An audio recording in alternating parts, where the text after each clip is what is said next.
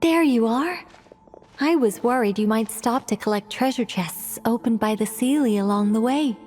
It would have taken you so much longer to get here.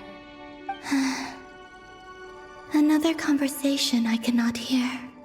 I am delighted to see that you understand what takes priority, and that your adventurer's instinct has not swayed your resolve. Really, I must applaud you for it. You should know. Ah, Paimon's head. Okay, I'll try and keep it short. My senses are telling me that this is where we shall find the entrance to the ruins. Oh, cool! Well, what are we waiting for? Let's open it up and see!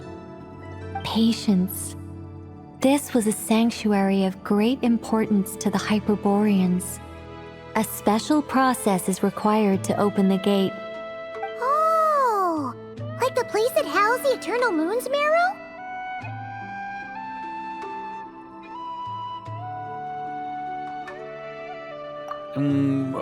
Okay, so what's the plan? Need us to do anything? And just the short version, if you can. Ah, all right then. I was planning to start with some background on the invention of these techniques. Are you sure you don't want to hear it? It's quite informative. Remember what you were saying about priorities? Fine. Simply put, we need 3 human representatives to successfully undergo a process of Kuvaki resonance. Think of it as a test from the 3 moon goddesses to see if the entrants are qualified, with the most recognizable qualification being Kuvaki. Pretty sure Lauma would ace that test. Oh, wait. But we need 3 people. I also have no doubt that the Moon Chanter would be qualified. But we would need 2 other people with the same constitution. Therefore, the most feasible method is not so much to follow the rules, but to figure out how the test functions and find a workaround. I've done some research, and it turns out the mechanism is rather crude. We'll simply need humans to stand before it who have sufficient Kuvaki energy within them. I'm with you so far. How do we get the Kuvaki in them? The easiest way would be transfusion. Take some Kuvaki from Krai's soil, put it into the bloodstream, and get it circulating in the body. So we're going to cheat on the test? Precisely. There are other methods, but this is the simplest one. Cheating the system is much easier than trying to hide from it. Sorry? Does the idea of cheating upset you, Miss Lauma? No, that's not it. I suddenly had an idea. Oh, what is it? It's about Moon Prayer Night. I figured out a way for Kutar to join in the festivities. But as Paimon said, we need to have our priorities straight. Let's get back to the test. I'll follow up with Nefer on the festival arrangements. Oh, okay. Anyway, is this really the best method we have? A Kuvaki transfusion sounds dangerous, no matter how you slice it. If you think that's dangerous, wait till you hear the other methods. I'd be more than happy to go through them if you'd like. There are several. No need, we're good. Let's go with this one. Very well. Kuvaki transfusion it is. Now, I should mention that the risks can be greater or lower depending on individual compatibility. It would be rash to simply infuse the Kuvaki and hope for the best. If the body rejects it, the reaction can be quite severe. The symptoms are similar to another condition that some people living here suffer from, known as congenital Kuvaki sensitivity. So, before we execute our plan, I will perform a simple test of my own to see who is compatible and who is not. Once that is done, we will have to complete the resonance process as rapidly as possible. The participants must remain stationary while the Kuvaki circulates and bonds with them, and they mustn't eat or drink anything. What? No eating or drinking? That's some hardcore fasting. They'll all be monks by the time they're through. 3 days, long! And we still need to find 2 more people who are not just compatible, but also willing to volunteer. Fasting? What are they talking about? Really? Don't you want to think this through? Haha, count me in too. 3 days without food? I can handle that. Miss Nicole has made it clear that this is the easiest way. The way I see it, there's nothing else to discuss. It's time to step up.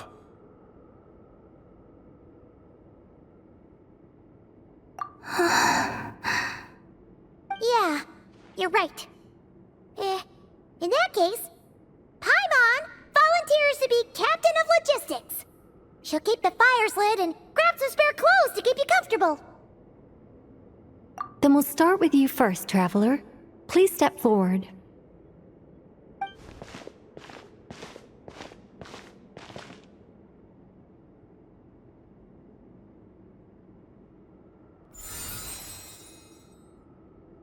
How's it going?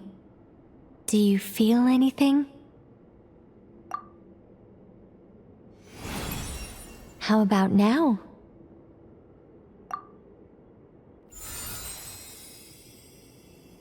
And now?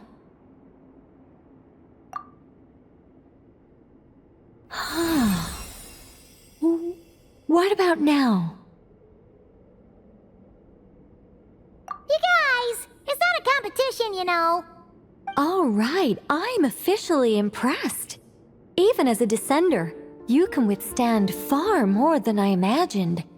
It's like I summoned a giant stone titan to arm wrestle you, and your arm hasn't even moved an inch.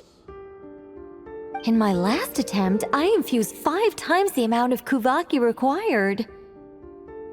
Yes, safe to say, compatibility won't be an issue for you. You're eligible to join. You're next, Mr. Varka. Sure, here goes nothing. All right, I'll start where we left off. 5 times the required Kuvaki dose.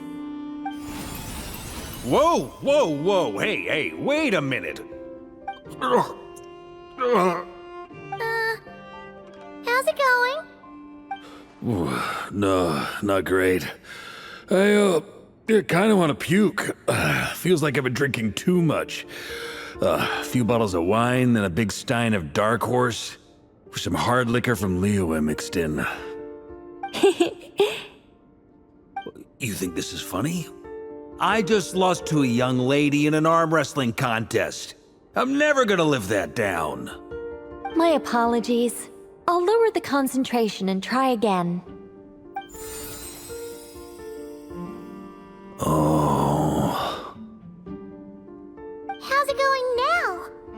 I'm not as dizzy as last time, but I can still feel it pulsing around. In that case, you wouldn't be an ideal choice, Mr. Varka. Let's try someone else. Okay, let's go ask some of our other friends then.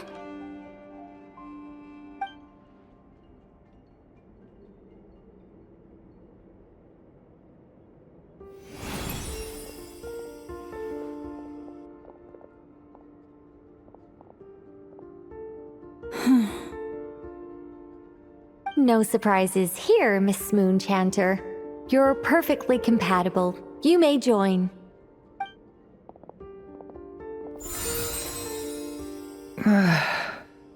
I'm getting a slight headache. Shame. You were so close. Whoa, I'm itching all over. Allergic reaction. We can't have that. Huh? Well, are you gonna start a what? The Hexen Circle is an organization that cares for and protects children. We will not have them do dangerous things. Not even tests.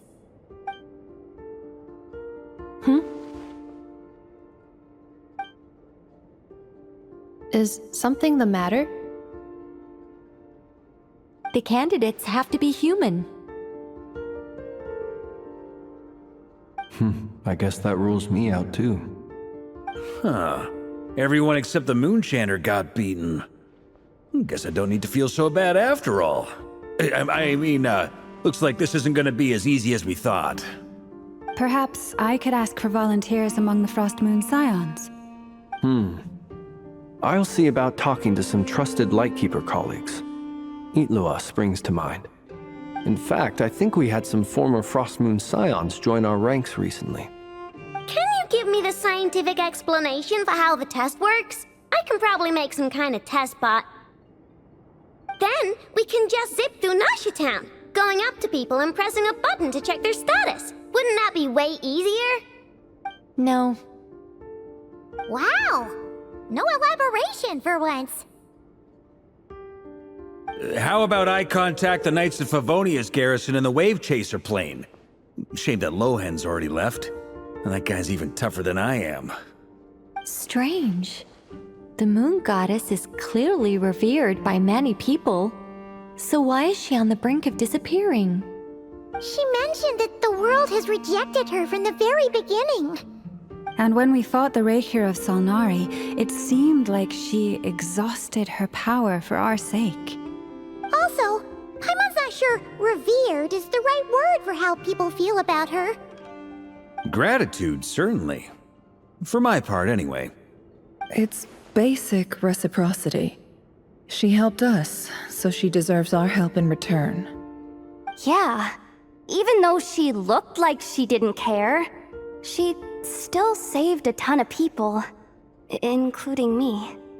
A review of the relevant data leads me to conclude that Miss Columbina is a good person. Yep, you bet! They really think so? I'm super surprised that Columbina isn't her actual name, though. I think it really suits her. It's light and graceful and... yeah, just a really pretty name. I know, right? Unfortunately, that's not our decision to make. Columbina. That was the code name the Fatui gave me. But it also came up in the song I heard when I was born. But... is that really all there is to it? What do I truly think of my own name? Is there anyone left who will still call me by that name?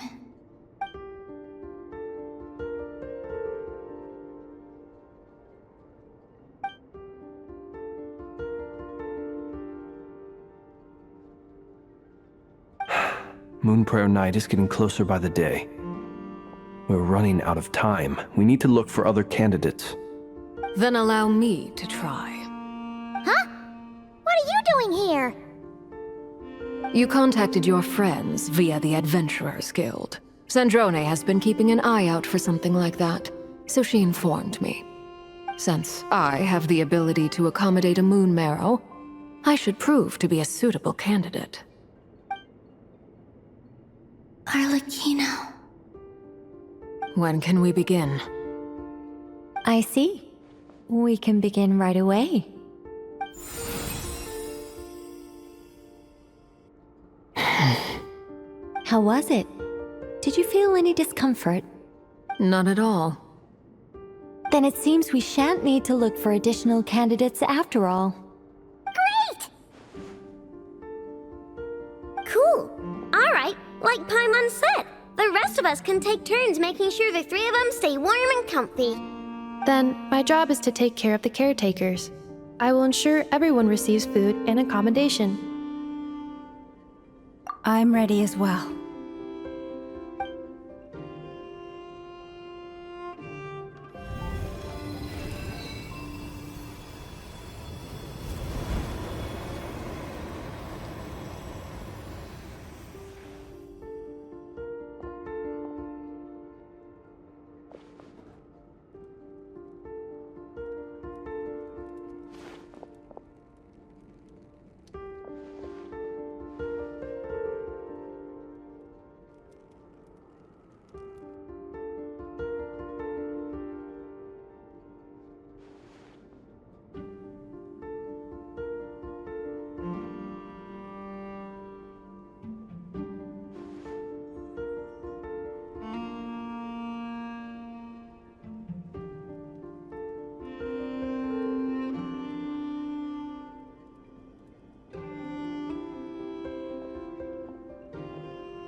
The work is done. The sacred scroll shut. The stars grow dim, the people silent. The white sun sets, the silver moon rises. O path to the temple, appear now before us.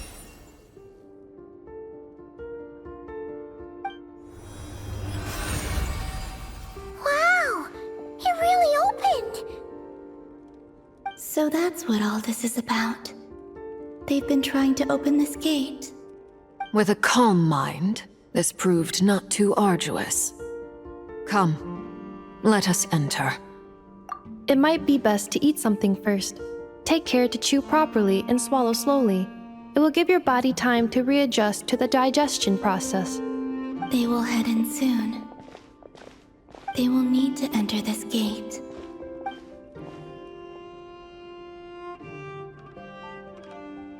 Huh? I cannot pass through. Is it because I have no physical body?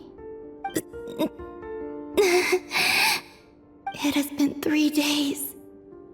My strength has all but completely faded.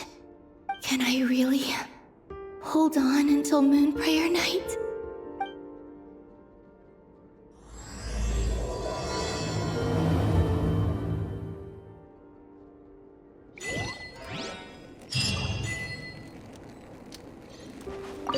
I have confirmed that you are all in good health. With that, my work is now complete. Congratulations are in order. It's good to know you're all well. Puts me at ease.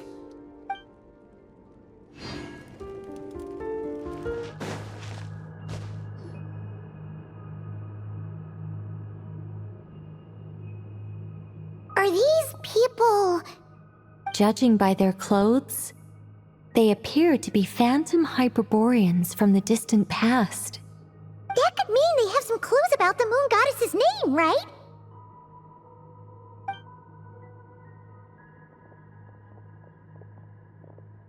Hey there! Could you tell us what the moon goddess's name is? Sorry. That's probably a weird question, huh? How do we explain this? The moons are long gone, and their goddesses are dead. Their names no longer mean anything. When a new moon goddess is born, we will surely know her name. We have used every last resource at our disposal. All that remains is to wait, patiently and quietly.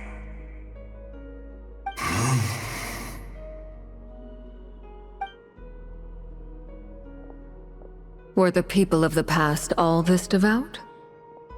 It looks like this phantom doesn't intend to converse with us any further. Surely the new moon goddess he speaks of must be Columbina.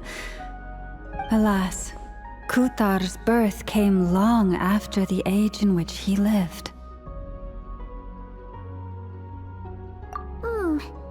But, maybe if we find a phantom from a more recent age, they might know Columbina's real name.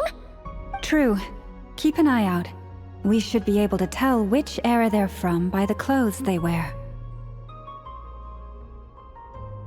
Yeah, you've been pretty talkative this whole time. What changed? Oh, nothing. I'm fine. You all make good points. When the Hyperboreans speak of moon goddesses, they mean the 3 from truly ancient times. I can't imagine they would know anything about our current moon goddess. There once was a time when the moon goddesses blessed them greatly and protected them from harm. So, when the war between the gods and dragons plunged the world into chaos, it seems they looked once more to the moons for help, praying for a new goddess to be born. Yeah, that checks out. Let's continue on. Who knows what else we may discover?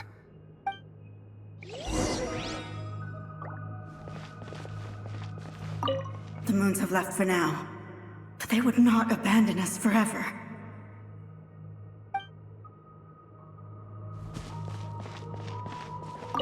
When the moons rise again, we shall receive their protection once more. Even in the darkest hour, there is always a way out. There's a door blocking this path! Not a problem. Try this. Whoa! How did that door suddenly collapse? This device was maintaining the door's integrity. Remove the core, and the device stops working. Is this our destination? Impressive. More precisely, this is a device that will help us reach our destination. Let's go. We still have a long distance to cover.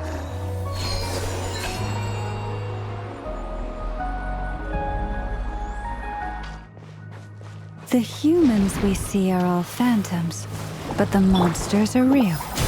What a fascinating place. There'll be plenty of time to admire it later!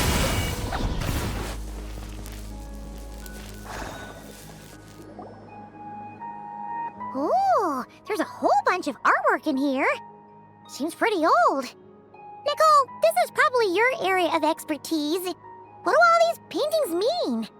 Let me see. To understand these murals requires some knowledge of the history surrounding the War of Funerary Flame. I shared a little of this with Lauma before. Yes, I think I follow. The dispute between the Moon Sisters, the transformation by Nibelung. Oh no, it's no trouble. I'd be delighted to share the tale again. Alright then. Tevat's 3 moons and their goddesses were brought into being by the will of Nibelung, the then ruler of Tevat. But when the heavenly principles came, they changed the world completely, down to its very foundations. The moon goddesses were nowhere near strong enough to challenge this entity. But the heavenly principles did not view them as heretical entities that had to be removed.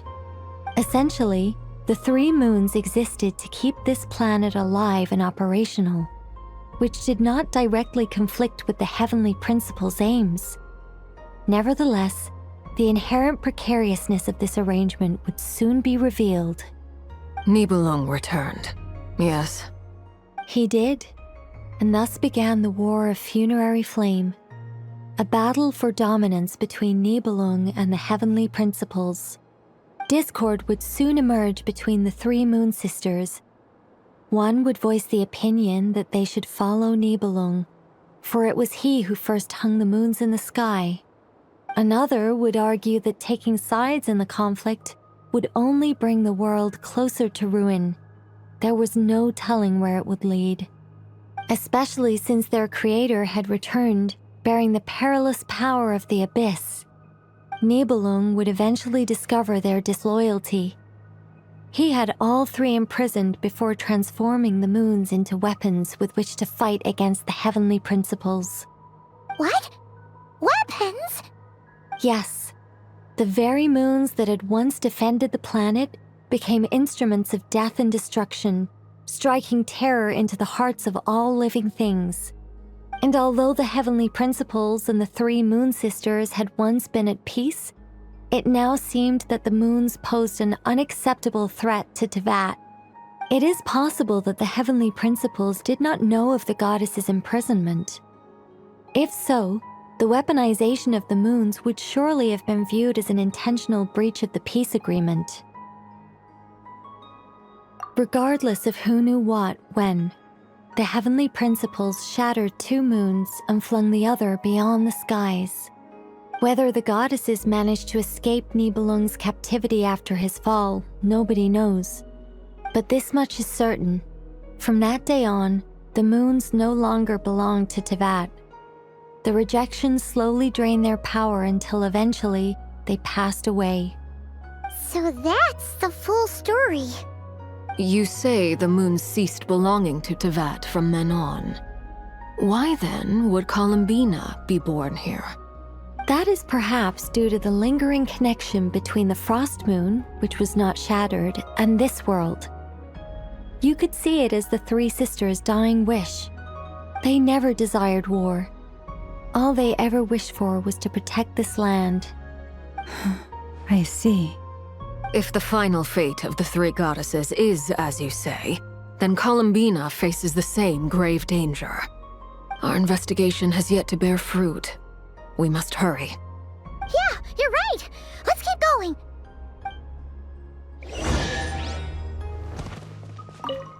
Should we trust him to keep his promise? We have to. There's nothing else we can do.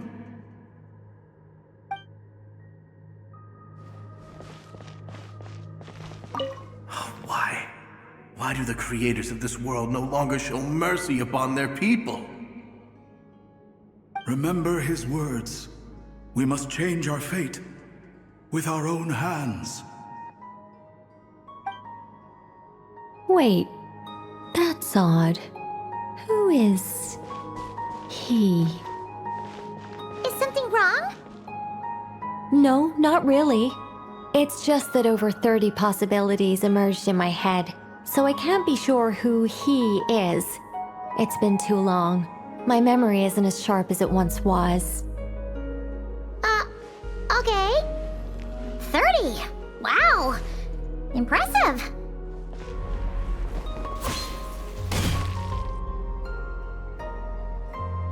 We're finally here!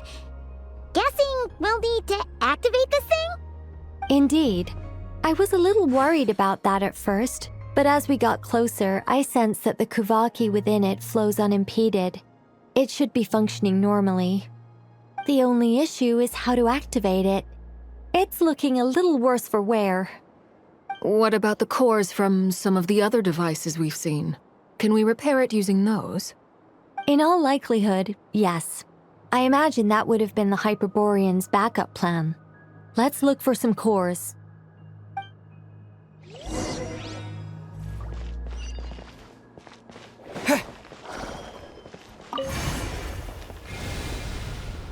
The device is up and running. It's hard to believe that the ancients were capable of constructing such things. Paimon sees our destination! It's right up ahead! Yes, let's go.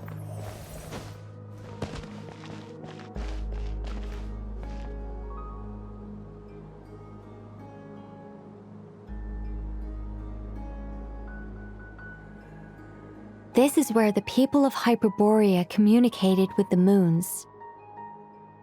We need only place the moon marrow upon this platform on Moon Prayer Night, and we shall be able to open a portal to the moon and send our moon goddess back home. The assumption being, of course, that we can find her first. That's right. You want to know if it's safe there, don't you? And yet, she has no choice but to return. You know this. That's not the only issue here. This is the end of the line, right? We've explored everything we can. And despite looking at historical artwork and talking to people from Hyperborean times, we're still no closer to learning Columbina's name. If it's not too much trouble, could you tell me exactly what Alice said to you about finding her name? Oh, sure. What she said was... Then your first job is to find it. As a moon goddess, I'm sure she must have a name she identifies with. Neither Columbina nor Kutar is her true name, and she's never really accepted either of them. Is it not also possible that she has never had a true name? Not at any point in history? That would be a hard pill to swallow. But at this point, we may have to accept that that is the truth. No one knows how she came into being, and she certainly doesn't have parents in any sense that we're aware of. Perhaps she was never granted a name at all. But does that mean there's no way to get Columbina back? She's just gonna disappear and there's nothing we can do about it? Huh? Wait, why all this pessimism? Was it the way I phrased this question? You all seem to be taking this in completely the wrong way. Well, just because she's never had a real name in the past doesn't mean she can't have one now. What? Think about what Alice said again. She never once said that you'd have to find a new name, did she? Are you saying what I think you're saying? Yes. Names are anchors that connect us to the world. If she doesn't have one already, then all we have to do is create one, no? It's like... yes. Traveler, when you first arrived in Teyvat, do you think you would have turned around if someone behind you shouted, "Hey, Hermione"? But what about now? I understand what you mean. Life is a long journey. Even the friends and family by our side can change over time. When people call you by different names, what matters isn't so much the words themselves, but what they symbolize. And of course, whether that resonates with you. Lumine. So, close your eyes and picture the moon goddess in your mind. If you were to call out to her in this moment, what would you say?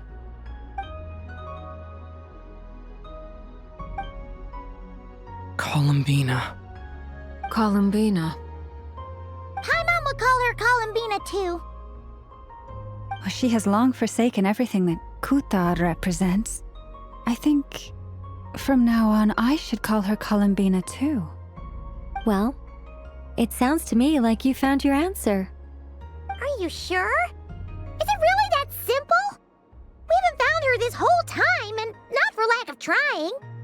For a journey like this, the process is every bit as important as the outcome. Had you not searched far and wide, rejecting every other answer you were offered?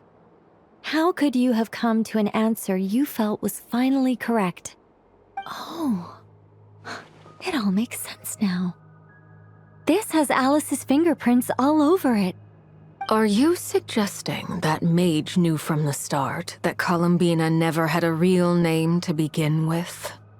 I can't say for sure. But I can definitely imagine her chuckling in satisfaction somewhere right now, saying, "Ah, what fun." Llama, your antlers! You should hurry. The festive moon has begun to rise. Do not worry, for when you called the name Columbina just now, I could sense that the power within was enough to summon back the moon goddess. The power within what? The name? Yes. So, the thing is... What's wrong now? This is so annoying. I really want to explain how that whole thing works. Starting from the founding principles of Teyvat and... Oh, I could talk about this for hours. But... Deep breaths, Nicole. Deep breaths. You're an angel. A sober, sensible, solemn angel who has her priorities straight. Okay then. Sorry for asking. Clearly a bad call on Paimon's part. Anyway, you all need to hurry. Last thing, remember how it felt when you called out that name. Then it is agreed. By the name Columbina, we shall find her. Then we'll throw her the best Moon Prayer Night party ever!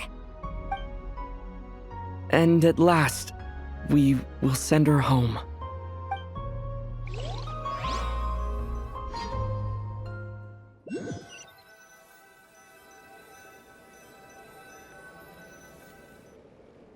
I can barely move anymore. My consciousness is fading away. Have they come back out?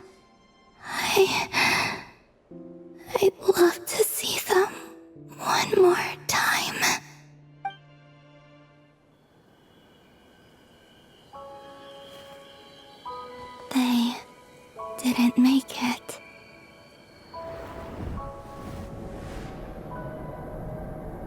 Could you tell me your name? My name is... Columbina!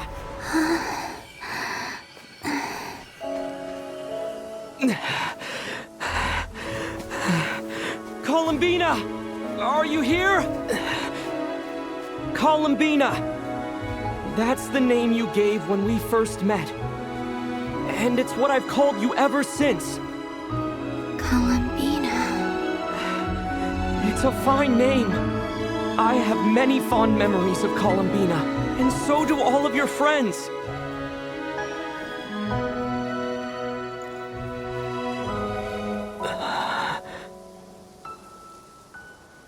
If you like this name...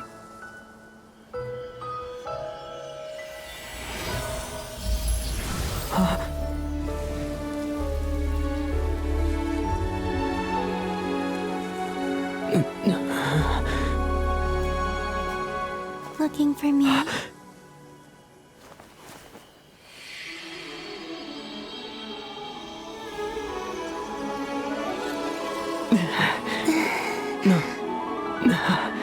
like it.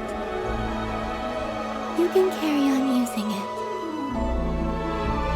My name is Columbina Hyposelenia.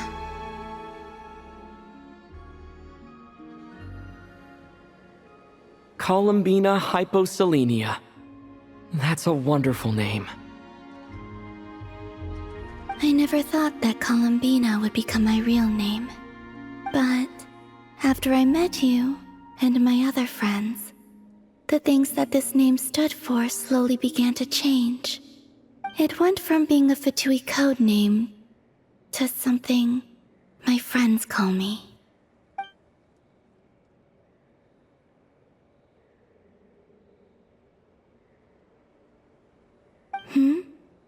What is it? Why aren't you saying anything? I'm just so happy for you. Thank you. So, where's everyone else? We can go and meet them very soon. Everyone went to different places to try calling your name. Great. I'd like to thank them as well. Everyone's done so much for me. Searching for my name, entering those ancient ruins. Huh? Wait, so you were... Yes, I was there. Not physically, but my consciousness was still holding on. I followed you the whole way. Starting from when? You turned around and called out my name while you were in Nasha Town. Do you remember?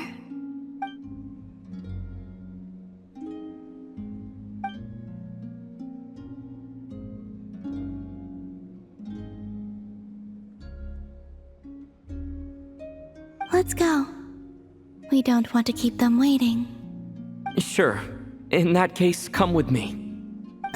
But... Before that, could you call my name one more time? Sure. Come with me, Columbina Hyposelenia.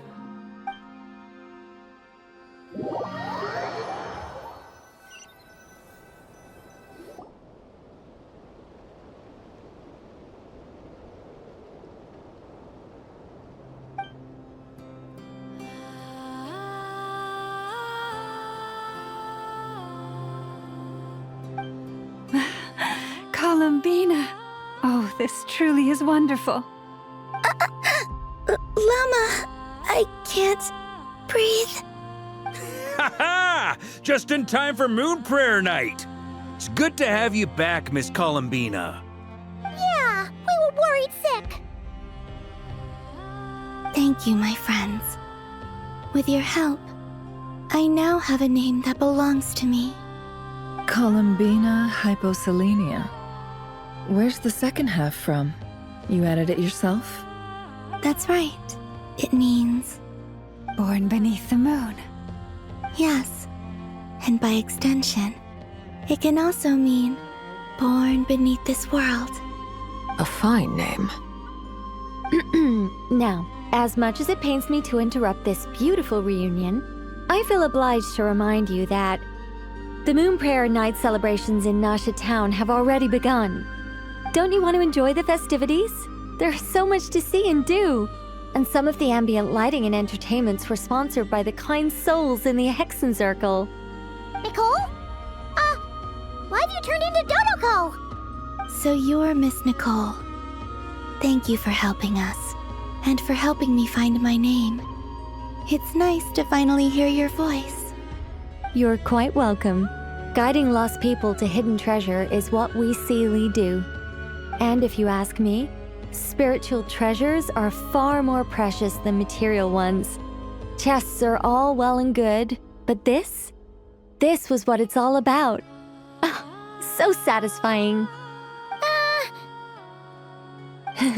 Anyway, I had to go help Alice. It seems like she ran into some trouble. That's why I couldn't be here in person. But don't worry, we're with you in spirit. We'll be celebrating right along with you. Keep an eye out for the Hexen Circle's festive stalls in Nasha Town. I think you'll like what we came up with. Alice said she even managed to rope B in this time. The Frost Moon Scions have also prepared various attractions. I believe Aino, Nefer, and their crew are setting things up as we speak. On that note, Nefer, about that request I made. It's all in hand. Yehoda is on site to ensure that everything goes off without a hitch. Wonderful. In that case, Traveler? Huh? Come on, Columbina. It's time to celebrate the best Moon Prayer Night ever.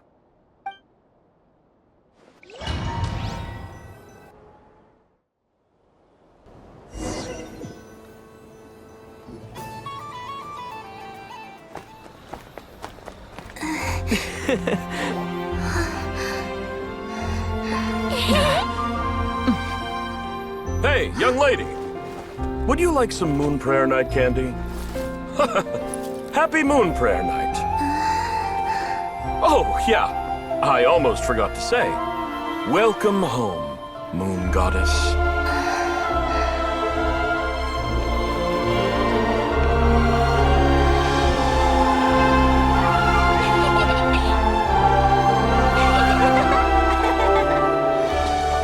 Welcome home, Moon Goddess. Welcome home, Moon Goddess. Welcome home, Moon Goddess. Turning Nasha Town into her home is a festive gift.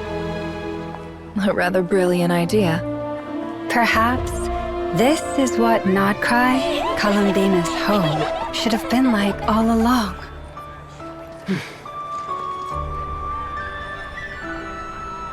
Thank you for the gift. I like it a lot.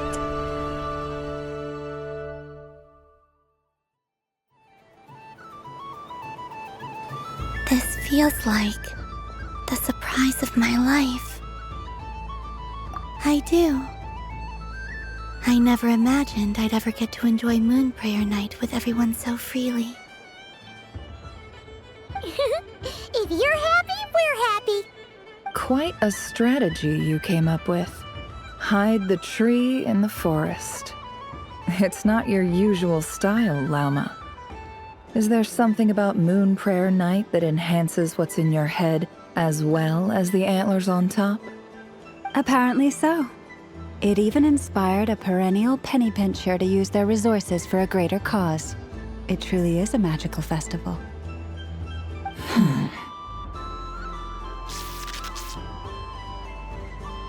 I see it now. This bickering is actually a sign of a strong relationship. Huh? What's everyone doing here? Oh! Miss Columbina, you're back! Yes, I'm fine now. Thanks for your concern. How's your progress with Alice's assignment? Very well indeed. I've never heard her sound so excited. Not like this. This time her excitement seems more serious. Seems like she's had a major breakthrough. She said she'll contact us once she knows more. In the meantime, we're free to relax and have some fun. Enjoy the time off while it lasts. I have a feeling that our next task won't be so simple.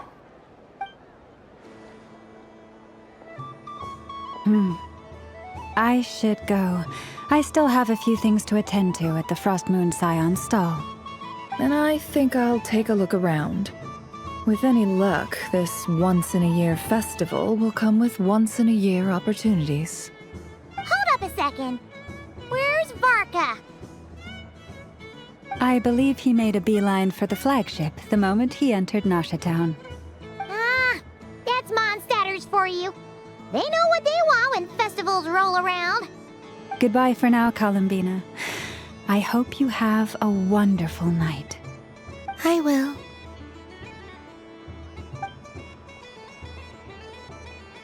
Well, in that case, don't just stand there. Get out there and have some fun. You'll definitely get a warm welcome at every stall. Oh, also, take this map with you. It's a guide to the festival.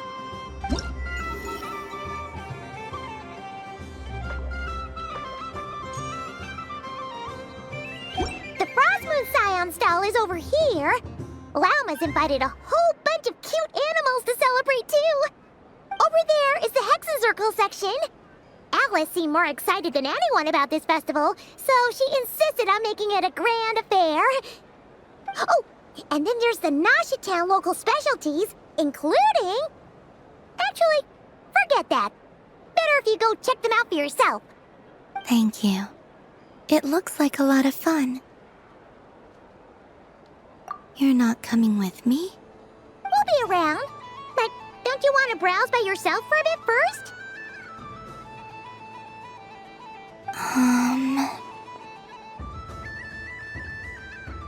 Yep. If you find something you like and want to try it out together, just give us a shout. We'll be right with you. Otherwise, just relax and enjoy yourself. There's so much on offer, so try to experience as much as you can. And don't forget to stuff yourself with all the delicious festival food.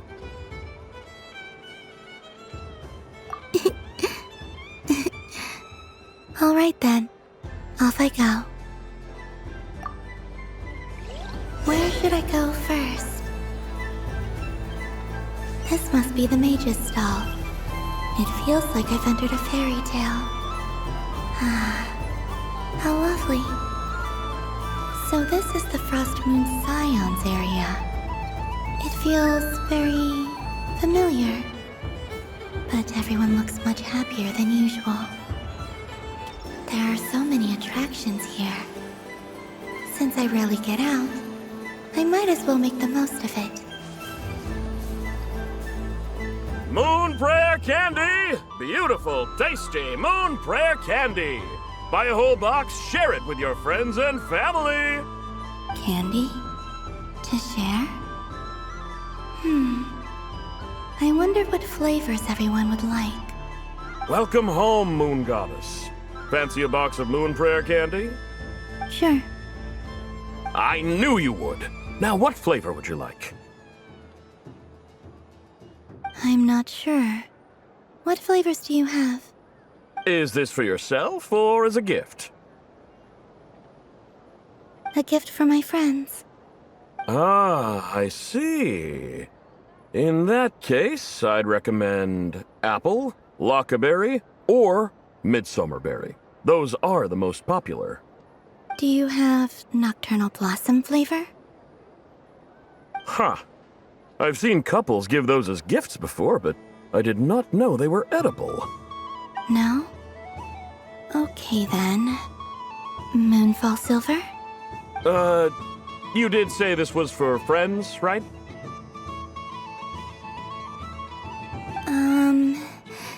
Maybe smetana then. Hey, now that's a creative idea! I've never tried it before, but if you're happy to wait, I can see about whipping up a batch on the spot. While we're at it, you got any other ideas?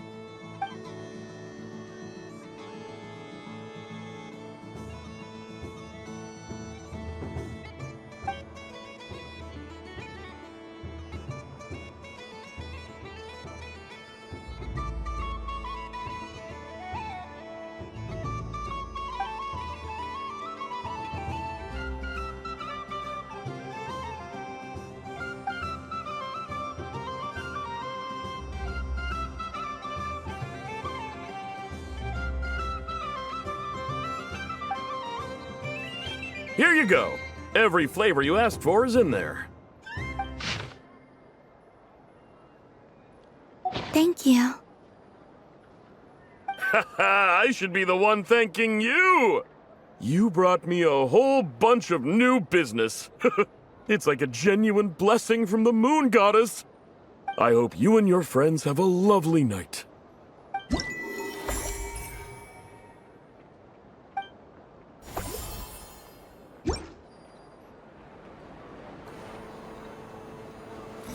Assorted Moon Prayer Candy! All your favorite flavors in a box!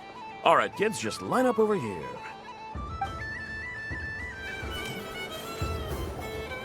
Sunny days! I prefer sunny days. Ah, well, you are as warm as the sun itself, Moon Goddess. Very well. I believe your spirit animal has to be this most adorable chic badger.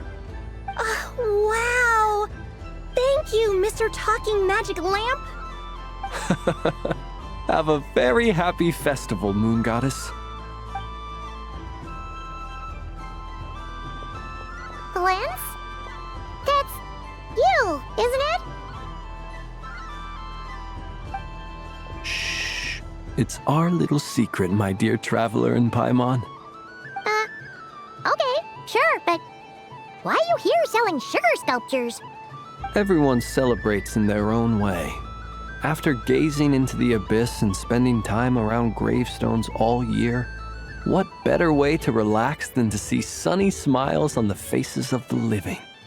Besides that, I like to think of myself as a fair judge of character. I dare say matching personalities to confection suits me rather well. That's not what Paimon was talking about. Aren't you afraid that your true identity might be exposed? Should I be?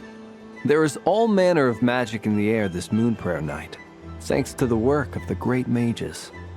I see Miss Columbina is hiding in plain sight. Why should I not do the same?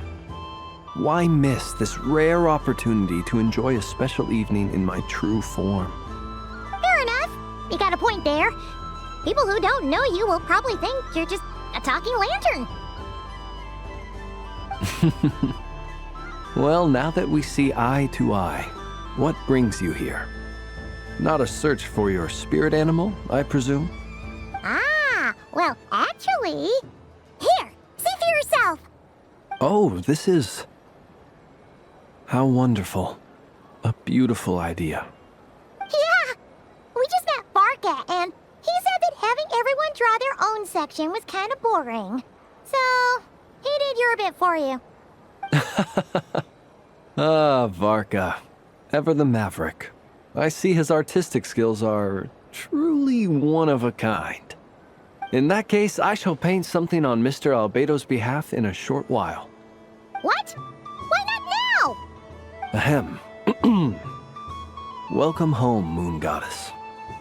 Whew, that was close. Hello, Flint. What? She recognized you right away! What keen eyes you have, Miss Columbina. Especially considering they are shut. I did not see you. Rather, I sensed you. I can sense the fluctuations in Kuvaki all around me. One would expect no less of the Moon Goddess. Might I interest you in some candy? Yes, please. Excellent. I shall make some for you right away. Something the matter, Miss Columbina? What about my spirit animal? All the other children carrying sugar sculptures are talking about it. Wait, is she taking the test seriously?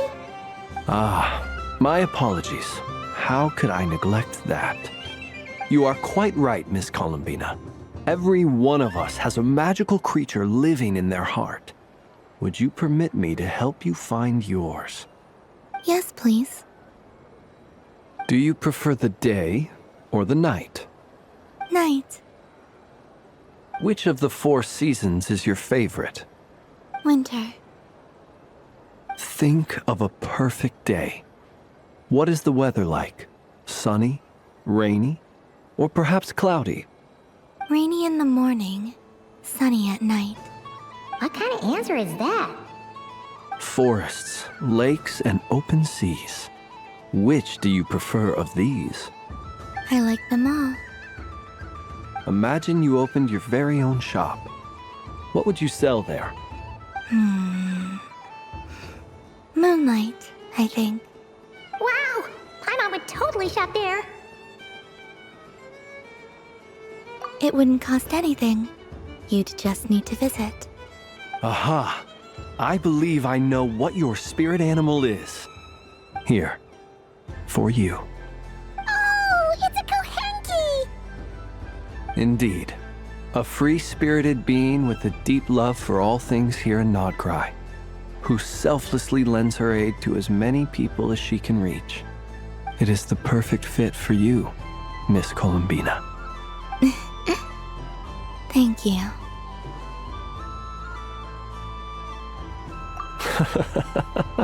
It would be my honor. But you shall have to forgive me. We have known each other for quite some time. I doubt there is any answer I could give that would come as a surprise to you. So instead, would you accept this sugar sculpture as a token of our friendship? It's a lantern. Hey, why don't you two go enjoy your candy over there? Paimon wants to try out this spirit animal thing too. Right, Blintz? Come on, play ball. I get this drawing done. But I want to hear Paimon's answers. But it'll probably take ages. Paimon's a complex soul. And we don't want your candy to melt while you wait, huh? Oh. Okay then.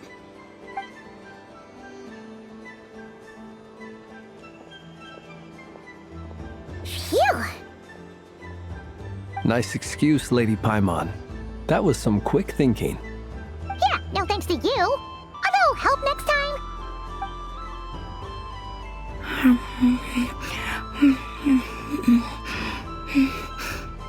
It's sweet.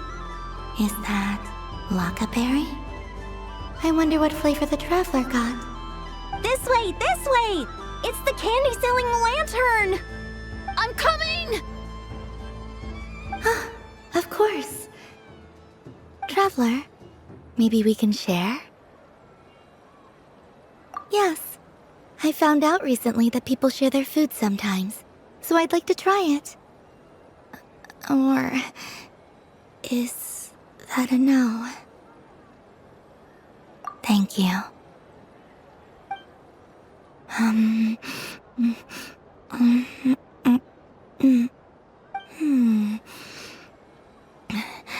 Yours is a little more sour than mine.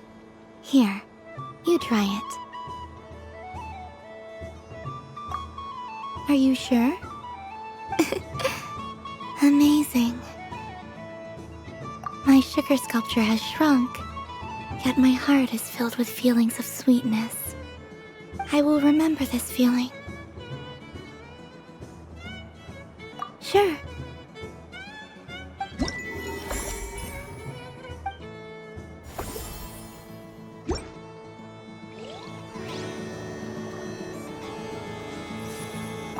Something about festive lighting always has a way of putting the warmest smiles on people's faces. This is most thoughtful of you, Miss Columbina. Kindness exudes from your heart like benevolent moonlight. Forgive me, but I shall have to enjoy this gift a little later. I hope that the flavor I chose is not the only one of its kind. If others were denied the chance to sample such kindness as you have shown to me, it would be a great pity indeed.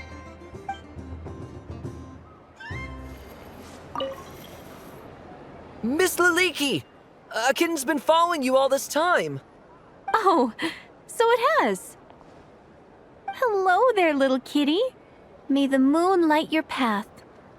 Did Lady Llama send you? Or was there something you needed?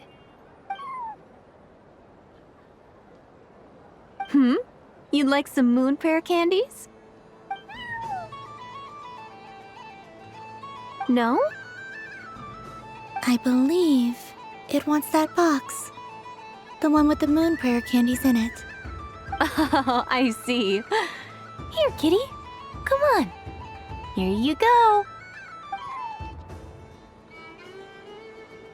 Thank you, Lady Huh.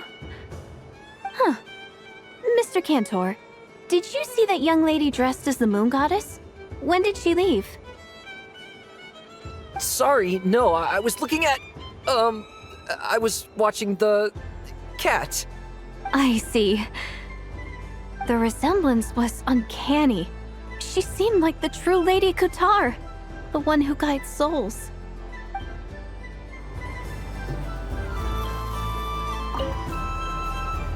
Welcome home, Moon Goddess. Would you like to try on some animal-themed headwear? I always hear Llama saying how heavy her antlers are. I wonder how it feels. Let me give it a try. Oh my! It really suits you. It's a little itchy, and it's hard to turn my head. Should I keep wearing it? How does this look?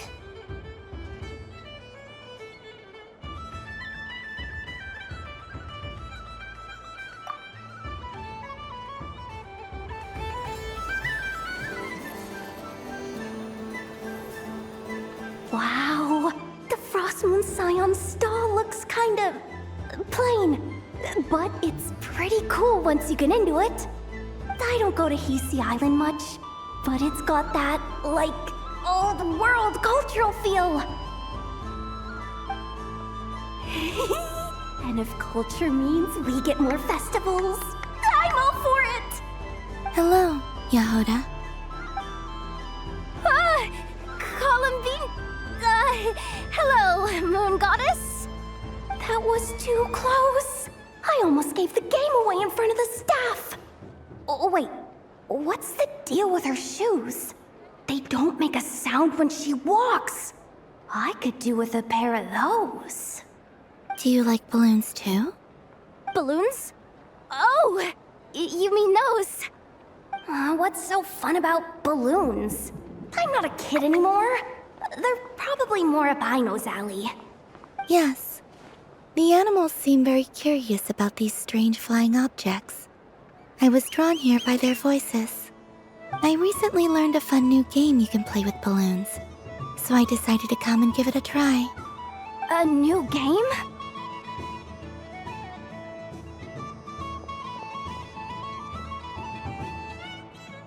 Hello. Welcome home, Moon Goddess. Here to buy some balloons? Yes. Could you give me a few that haven't been inflated yet? Are you sure? I guess it's not a problem, but... Yes, please. Thank you. Uninflated balloons? But those are just little rubber pouches. What does she want with those? Would you like to play the balloon game, Yahoda? Huh? Sure. I guess.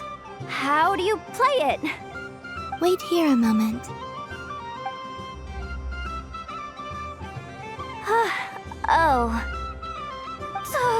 This is so weird.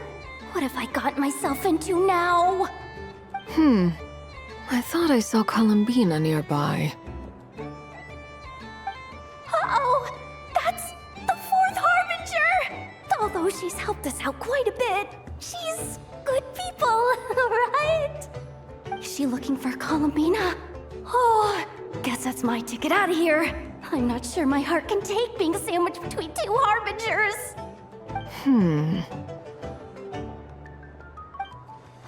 Which stall is she checking out? Oh, it's that other Frost Moon Scion's one. Try on the headgear, see what it's like having antlers or animal ears for a day.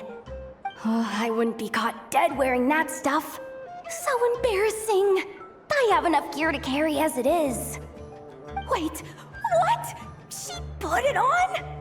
How peculiar. This would take some getting used to. I wonder if this is what it's like for Lynette.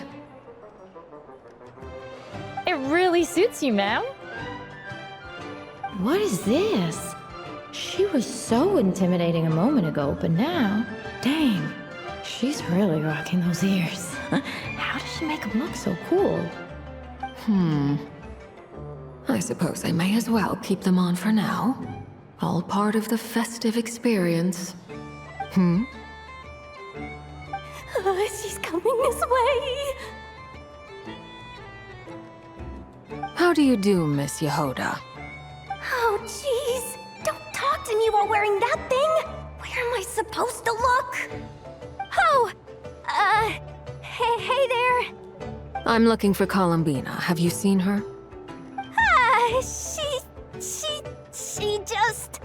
Huh?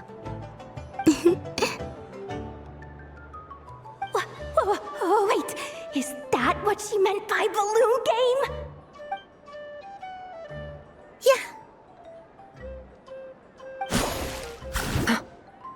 Huh? No fair! How come I get caught in the crossfire? An ambush from the rear? Is this a declaration of war, Columbina? Would you like to play too, Arlecchino? Seriously? Are they gonna start some beef right here, right now? Gladly. That said, I believe there is another who would like to join. Boss Nev! Thank goodness! You've gotta get me out of here! Things are kicking off big time! Hello there. I'd like 10...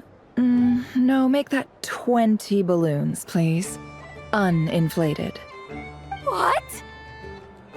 Miss Moon Goddess, I hope you're prepared to pay the price for assaulting my employee.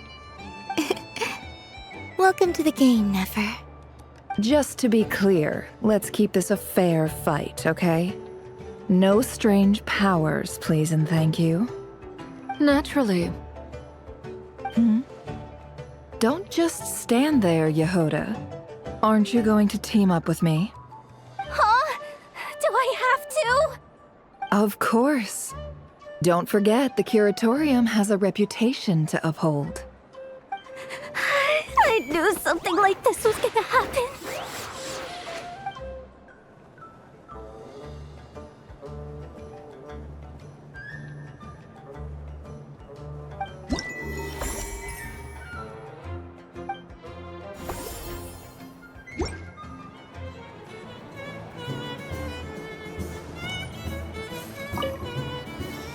I've seen Linny and the other children play this game before. It would seem that it's not a bad way to relax, once in a while. Candy? Would you mind if I took a handful extra? I'm sure the children will enjoy them. I must say, Columbina, you really have changed. You never used to show this much consideration for other people, even when prompted. I'm sure Sandrone would agree when I say, I like the present version of you better.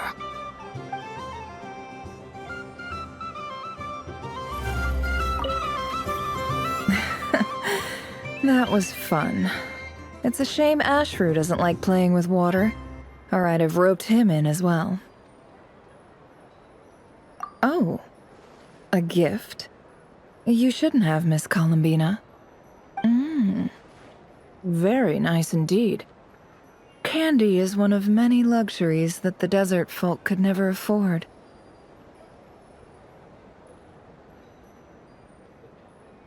How I yearned for candy when I could not have it. Yet, now that it is readily available to me, I never seem to crave it. May your moon prayer night be one free from regrets.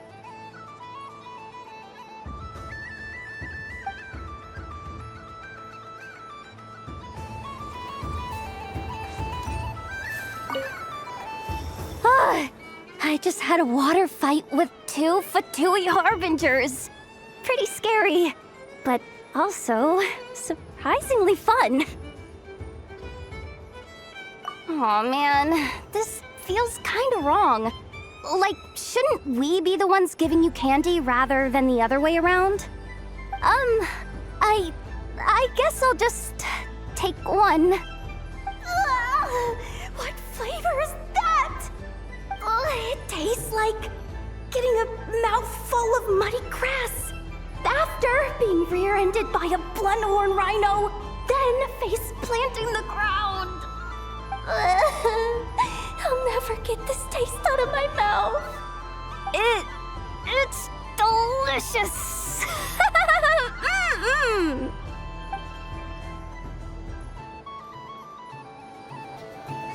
What's this? Should I give it a try?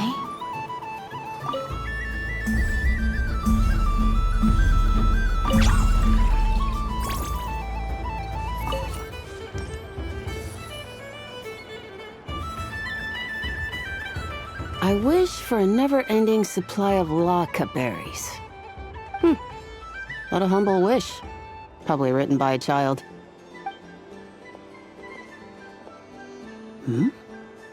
Is that Lauma the Moon Chanter?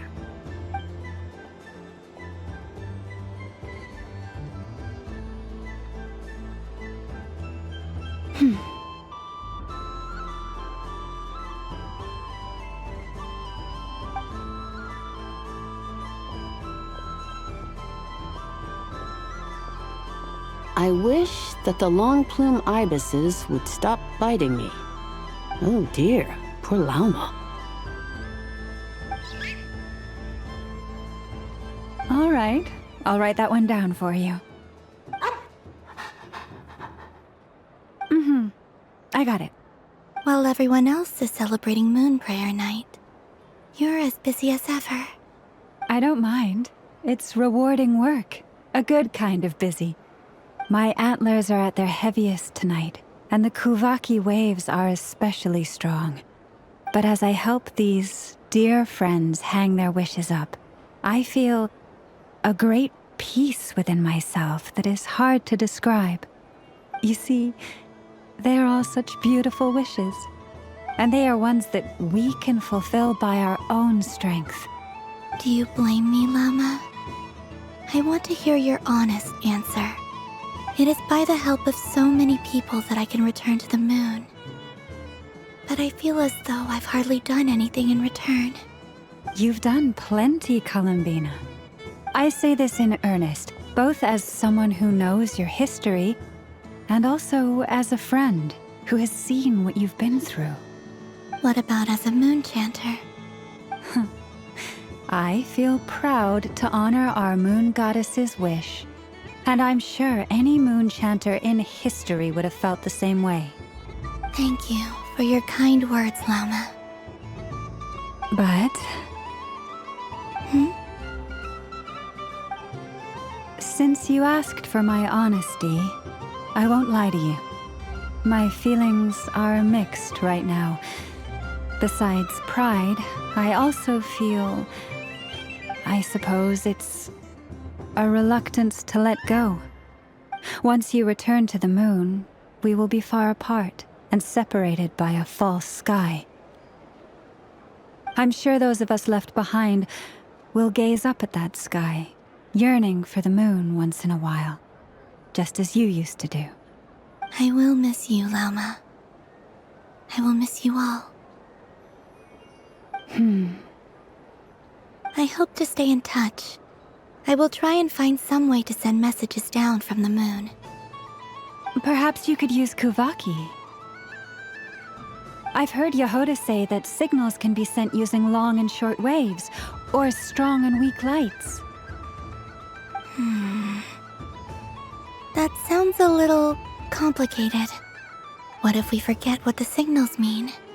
We could prepare a codebook beforehand, but... You're right. It wouldn't really suit you. Still, whatever happens, I believe that you will find your own unique way of communicating with us. And now that I think about that, my heart feels lighter. Because you trust in me? Yes. I have faith in you, and in the power of truth. In my experience, the truth tends to be difficult, but that's what makes it stand out from what is false. So I'm confident that your thoughts and your love will shine through the curtain of lies. We will know it when we see it. Thank you. Now, could you help me hang up my wish? Is this? I wish that all who dwell in this moonlit world can find a place to belong. And I wish that I shall one day see my friends again. It's 2 wishes. I hope that's not too greedy of me.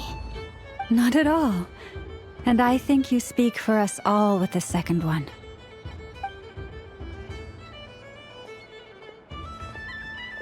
I shall continue to pray until the day that all of these wishes come true.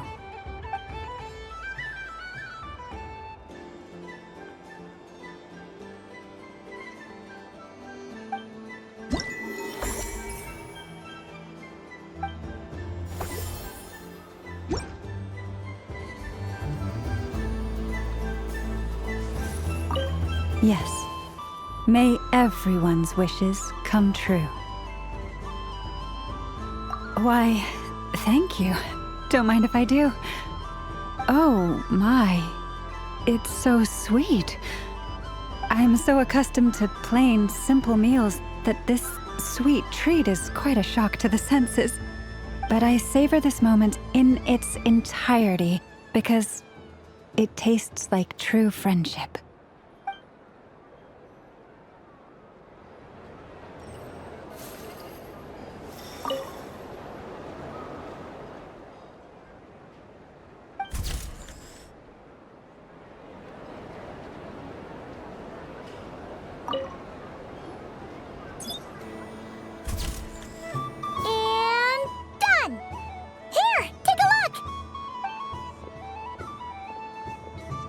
I think it looks quite funny.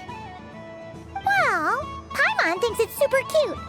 It looks like a silly chic badger and a rhyme-horned deer that's about to fall asleep. Maybe I'll stand on the chic badger's side instead. It looks like we've attracted the attention of quite a few animals. Let's make room for them.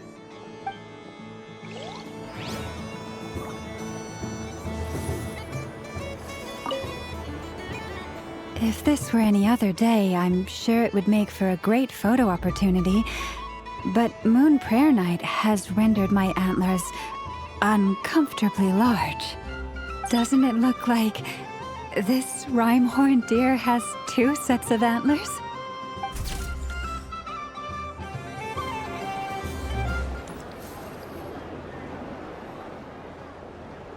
Dodoko's Whirligig! Come check out Dodoko's Whirligig! Ah, welcome home, Moon Goddess. Might I ask what this is? Ah, it's a very special amusement sponsored by the Great Mage herself. Ride on a soft and furry Dodoko and embark on an unforgettable adventure. I say that, but I'm just following a script here. Who is this mage, anyway? And what the heck is a Dodoko?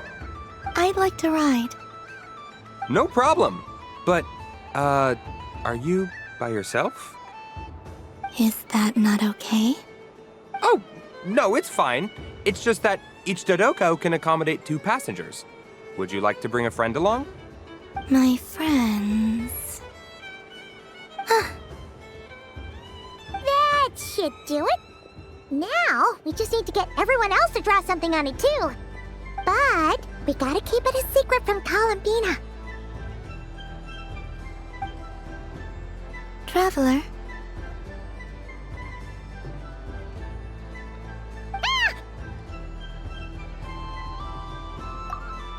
I want to go on that ride. Will you join me?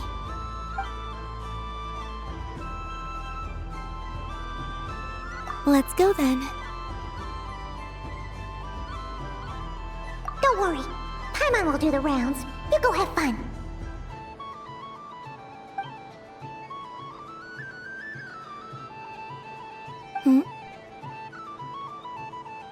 All right. I think we have to wait in line over there. Please take your seats. For safety reasons, you mustn't try to leave the ride before it comes to a complete stop. All right, you're all set. I wish you both a wonderful journey.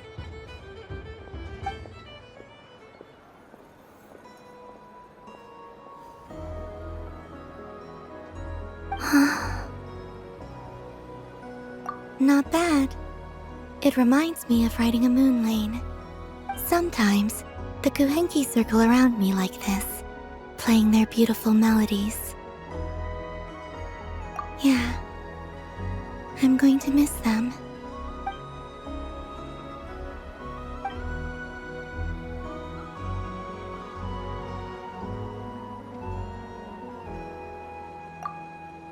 It does. I've felt scared in the past, too. But this is a little different. You know something? I got to see a lot of fascinating things during my disappearance. I saw how the Frost Moon Scions act around their families. So different than how they used to act in my presence. And I also saw how they interact with their friends. It made me curious at first. Why do people act so sincere when they're worshipping gods, but save their truest, warmest feelings for each other? Slowly, I came to realize that it's because they trust one another. They know, deep down, that they'll be accepted for who they are. All of it. The good and the bad. I know. I knew it the moment you started calling out my name. What I fear now is the end. I fear losing all this the very night I have gained it.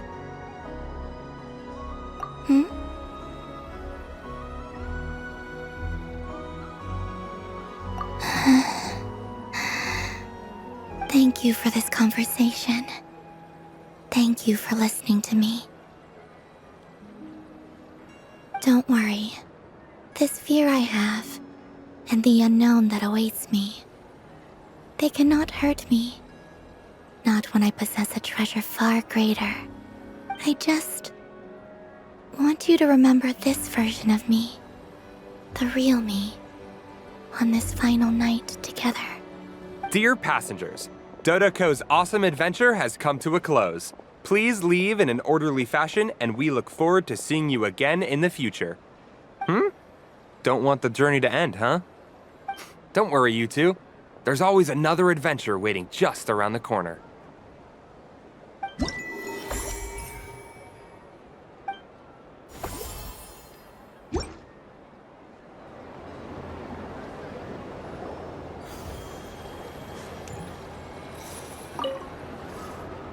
Fun ride, huh?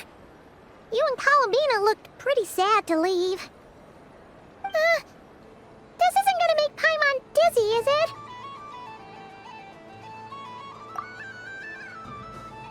Oh, candy for us? Thanks a bunch, Columbina. Don't mind if we do. Whoa, this one's intense. But it's so tasty. What about you, Traveler? How does yours taste? Oh, sounds good. Paimon's drooling now. Are there any more Smetna candies in the box? Yes, I believe so. Okay, gotcha. Let's see.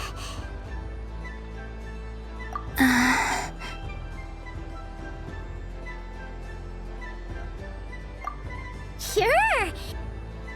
This one, and yep, this one looks right too. Okay, that's 3.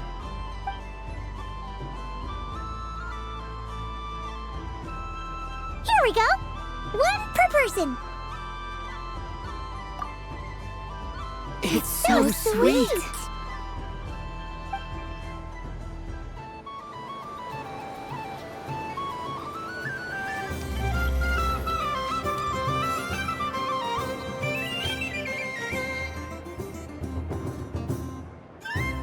This doesn't make any sense. How am I losing every single time? Wait, Inefa, you're cheating, aren't you?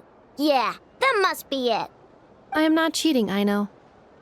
Uh-oh, sounds like Inefa's turning into a big baloney bot. I think it's time for some serious maintenance. Moon Goddess, help me. Miss Columbina, Aino is attempting to cheat. What the? the cheater? You're the cheater! How dare you throw it back at me?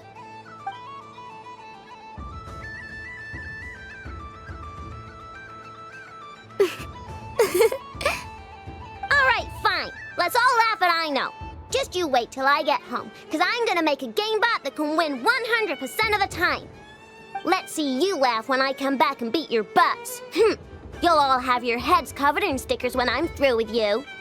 We came to check everything was okay after all that yelling, but,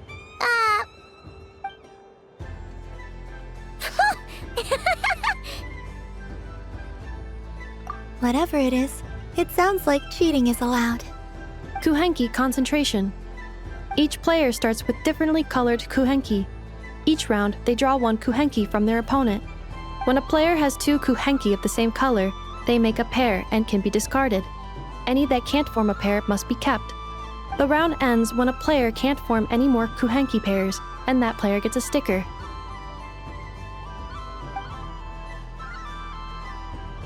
Ooh! Can 4 people play as well? That is fine, so long as the turn order is fixed beforehand. Alrighty then! In that case, the 2 of us will join as one team. Okay, but if you lose, you're both getting stickered. I don't want to hear any excuses. Sure. And if we win? If you win, only one of you gets to sticker someone else. I have taken to calling this. I know logic. Hey, lay off me, alright? Okay, so we're starting the game from scratch again, which means all my stickers so far don't count. Looks like Luanatar is the Kuhenki of honor for this game. Anyway, let's go clockwise, starting from Inefa.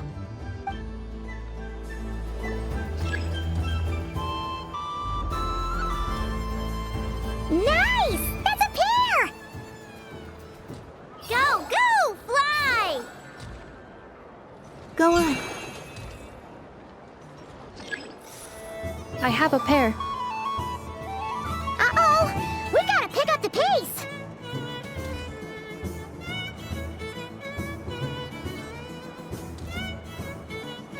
I win. Phew, that was too close. I thought I was gonna lose. Good luck, everyone. Oh, we're out!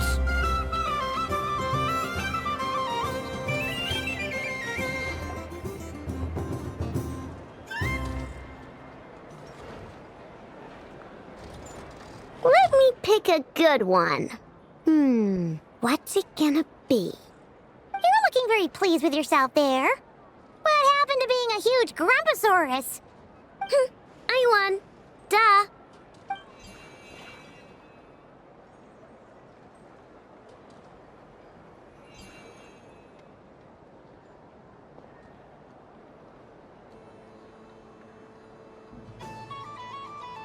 Oh, me again? Don't fidget too much, Aino, or the sticker's going to fall off. I don't care. If it falls off, it falls off. If a pair of Kuhenki get discarded, why not a pair of stickers? Huh? Huh?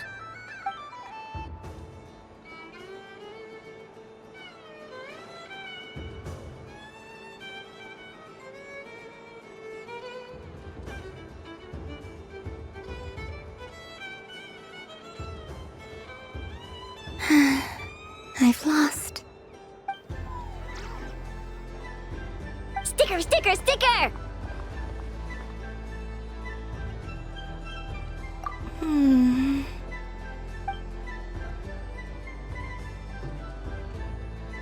Cute! You think so? Shame. I can't see it for myself.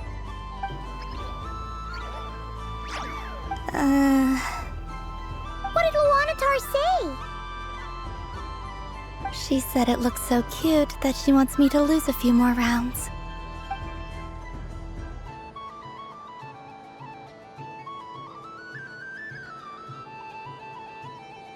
Who put these stickers on Paimon's eyebrows? Ugh, she can barely see! Alright, now, I think we got enough evidence to prove that there's a serious problem here. Yes, agree as well. The culprit is... Ineffa! Culprit? What did I do? Quit acting dumb, Ineffa! You're not wriggling your way out of this one. I've been watching you. Not only did you remember whose side Luanatar started at, but every time someone drew a Kuhenki, you were logging it and calculating every last possibility. Which Kuhenki pairs were gone, who had what color Kuhenki in their hand, even our facial expressions. You were keeping track of it the entire time. Exactly! What Aino said! Putting aside the fact that running calculations is not against the game rules, do you have any evidence to support your allegations? But that's not against the rules either. So she admits it. She certainly does. Alright, everyone grab a sticker. It's time to get Ineffa back. But... Take that!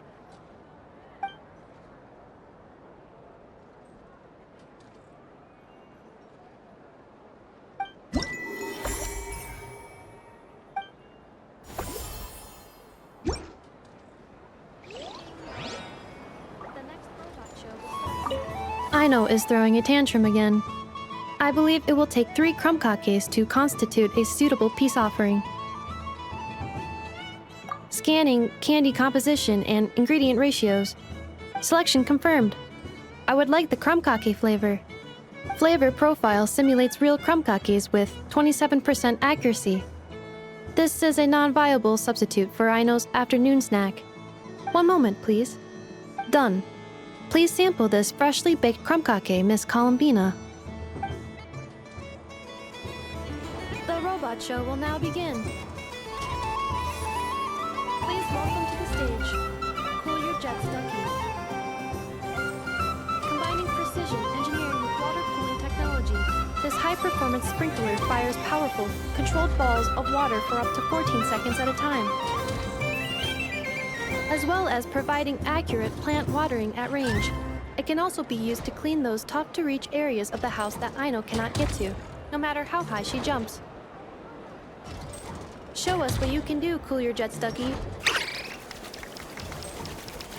Now that's what I call true power. What a demonstration.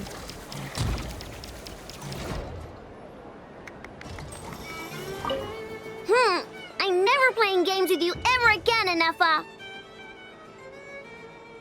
Ooh, moon prayer candy! Sweet! Is it okay if I grab a whole bunch? Psst, Columbina, turn around. Use your huge cloak to block Ineffa's vision. Yum! Oh, this one's even yummier! Ugh! The flavors are blending in my mouth. Ew! Robot show will now begin.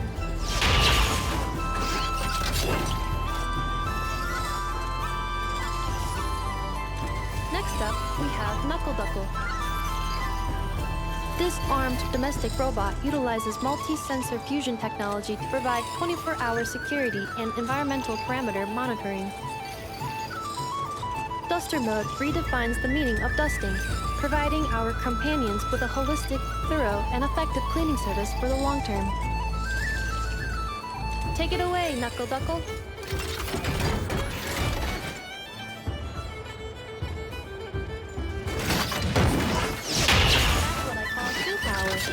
What a demonstration. Now, let's see what Crumb Clink 70% Sweet can do for you. This dessert-making robot fully automates the baking process with smart recipe analysis and precision temperature control. Don't miss out on Crumb Clink's taste testing function. Unique to the market, it is a hallmark of Aino's forward-thinking design philosophy, which places mechanical empathy at the core. Crumb Clink 70% Sweet. The stage is yours.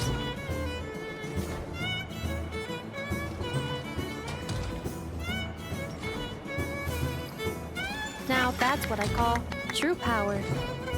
What a demonstration. Converting excess desserts into energy. Conversion complete. Now showcasing Zip Zap Spybot number 1.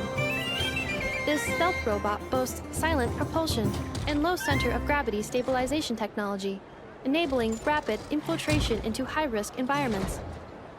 For obstacle removal on a large scale, it represents an upgrade from more traditional cleaning units. However, it is not recommended for bedroom use as the spinning circular saw may cause damage to furniture. Over to you, Zip Zap Spybot number 1. Now that's what I call true power. What a demonstration! Activating Kuvaki acceleration field. Activation complete. This time, we are proud to present Inefa. That's me. I am a multifunctional robot for domestic application, integrating smart cleaning, precision cooking, emotive communication, and various other modules. When necessary, I can autonomously deploy the multi-purpose Smart Assistance Unit, Brigida, to ensure the safety of important personnel. This includes the just-in-time pickup of candy wrappers and similar items to prevent Aino from tripping over them. You weren't supposed to mention that! Acknowledged. Proceeding to demonstration phase. And we don't need a Brigida demo. Everyone's seen her already. Roger. Amending demonstration program. Moonlight detected. Kuvaki ready. Aino, let's go home. Wait! But that's not what I meant!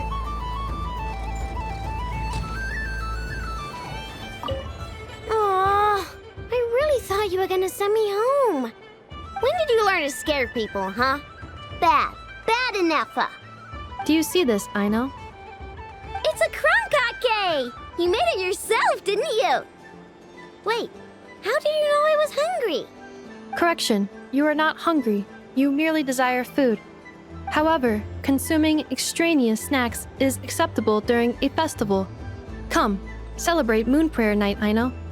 Yay! Oh, you're the best, Inefa. Festivals are awesome!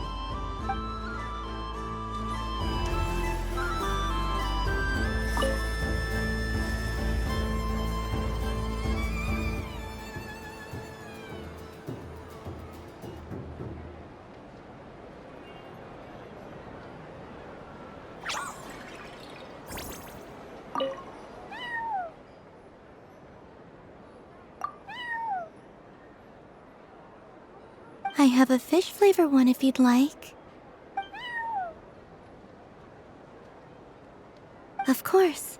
If you prefer mint, then mint it is.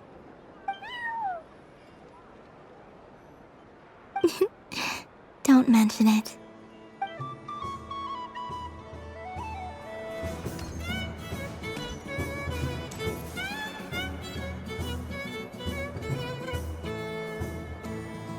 What is going on over here? It looks like fun. Hold it right there! You can't run away from me, Moon Goddess. Are you talking to me? Of course. Do you see anyone else here dressed up as the Moon Goddess besides me and you? Hey, come on! Call me by my title. Happy Moon Prayer Night, Moon Goddess. And the same to you. Anyway, there's no time to waste. Get ready for the duel of a lifetime. Duel? Meet my partner, Stacko. Come on out, Stacko! Well, don't just stand there. Let's see your partner. Partner?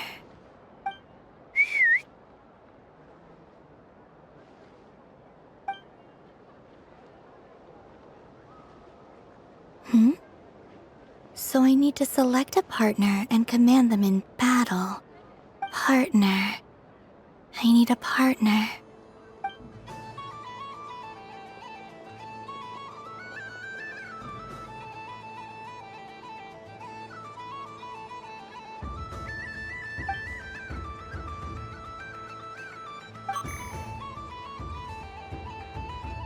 Whoa! Am I seeing things? Where'd you get a Kuhenki? They're super rare.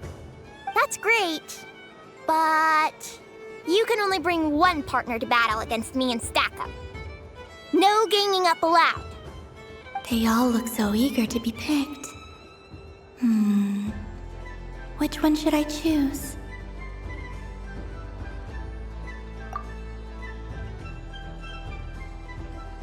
This one usually lives in Nasha Town. She likes falling asleep to the sound of striking hammers. And I bet she's quite familiar with robots' weak spots.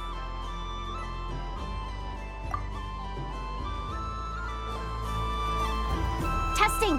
Testing! Oh, this is an emergency broadcast! An exciting battle is about to take place right here at the Nasha Town Special Arena!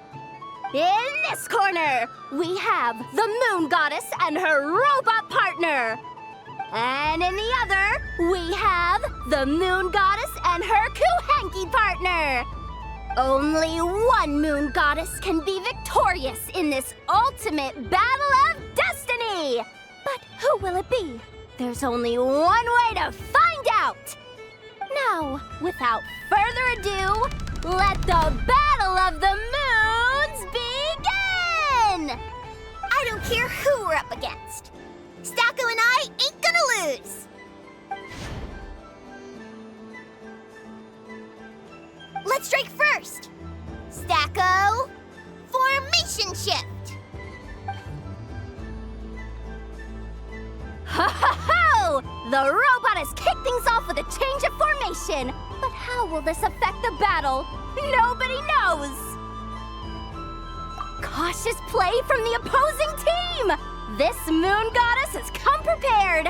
Where will it go from here? Okay then. Stacko, maintain formation and enter your empowered state. Empowered state! There we go! Now we're talking!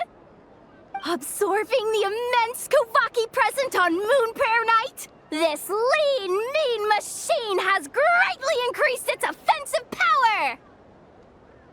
Here it comes! A Lockaberry! Oh, what could the Moon Goddess be planning now?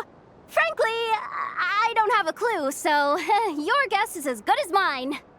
The battle is heating up fast!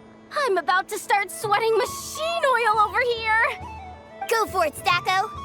Set Kuvaki to maximum! Can their opponents withstand this blow? And what will this Moon Goddess do? Don't be afraid. Fight however you wish. It's a moon lane! A deft use of a moon lane allows the Kuhenki to dodge the blow, and now it's spiraling around its foe in circles! One loop, two loops, the robot's screen is bugging out! It's getting dizzy! Stacko! Stacko is down for the count! Our winner is the Moon Goddess! The slightly taller one, I mean. You did your best, Stacko. I'll take you to Ainos for a checkup right away, don't you worry.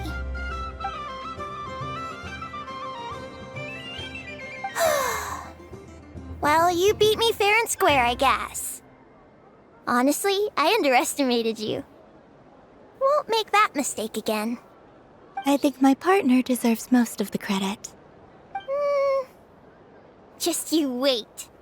When I'm a little bit older, I'm gonna come back a whole lot stronger. Be ready for a rematch.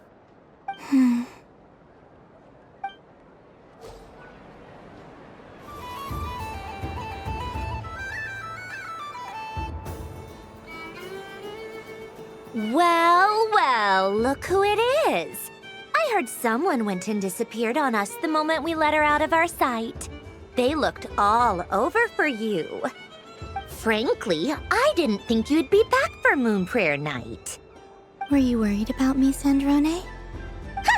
You would like that, wouldn't you? Do you even hear what you're saying?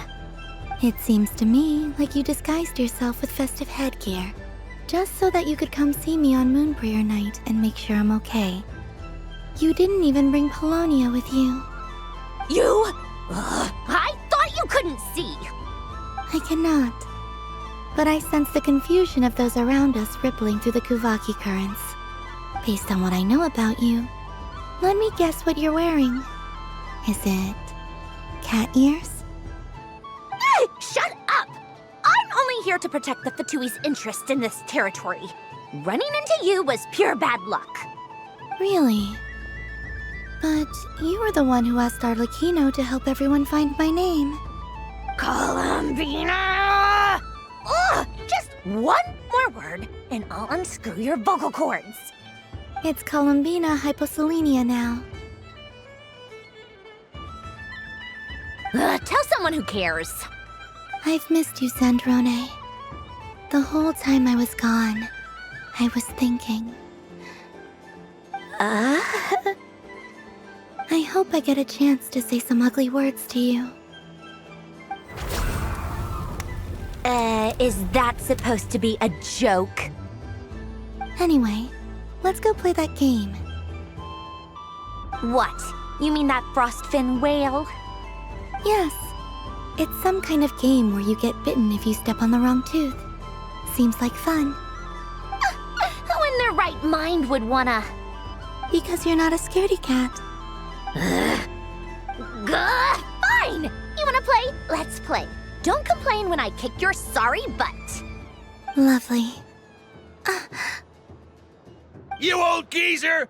I'm gonna beat the pants off you! Just you watch! I almost forgot. Sandrone? What is it now? You'd better not lose, or I'm going to beat your head in. What? Allow me to demonstrate since I'm feeling so nice. You just step on the teeth, like this.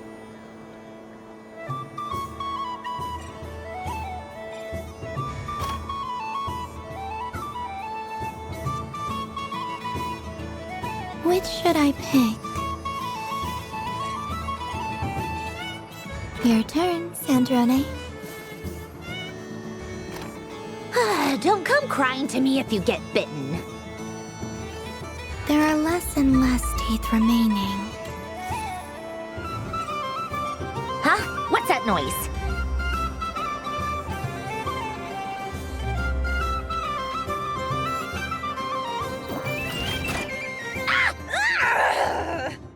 I think you might have picked a bad tooth, Sandrone. Shut it! Do you need any help? It seems like you're stuck. No! It's just a blasted toy! How is its grip this strong? Stop laughing! All right. Well, you lost. So just like I promised. Hey! What are you doing?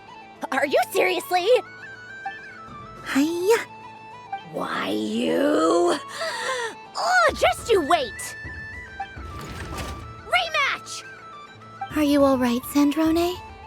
That was quite a strong bite. Are your clockwork parts? Quit your fussing! I don't need it! All right. I'll go first this time.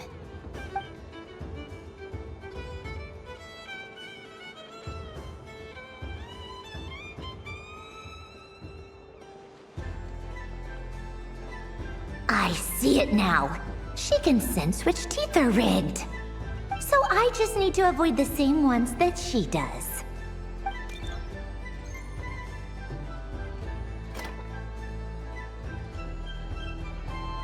This one... Seems fine. She avoided that one then? Now I've got you. All right, my turn.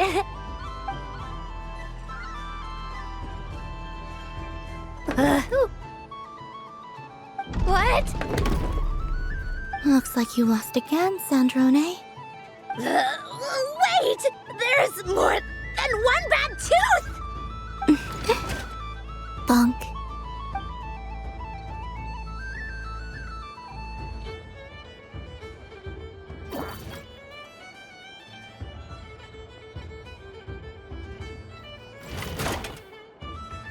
Stupid game! What idiot came up with this! Are you alright, Sandrone? You said some nasty things just now. Oh, I'm peachy. Should I let you bonk me on the head as well? Ah, forget it! Come on, bonk away. It can be your consolation prize for losing so badly. I told you, forget it! Gah, you've always been so annoying. Singing right outside my door, inviting yourself to my tea parties, going AWOL. And now you're off to the moon or something.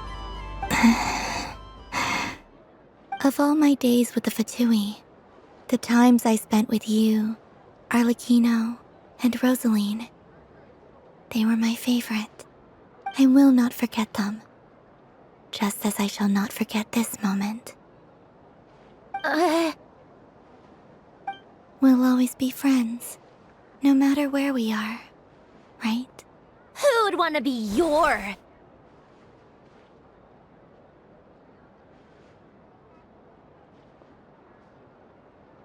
I'll miss you, Sandrone.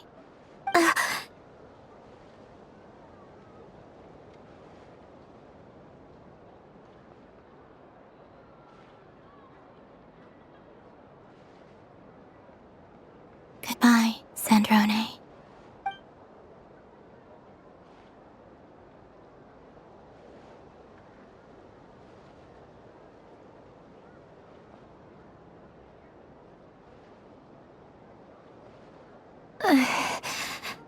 I'll miss you too, Columbina.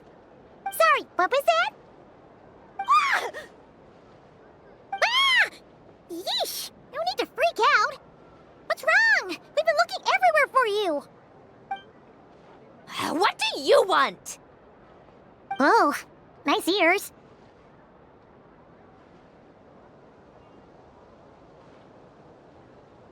What do you want? This. Huh? It's your turn to draw something. You're one of her friends too, aren't you?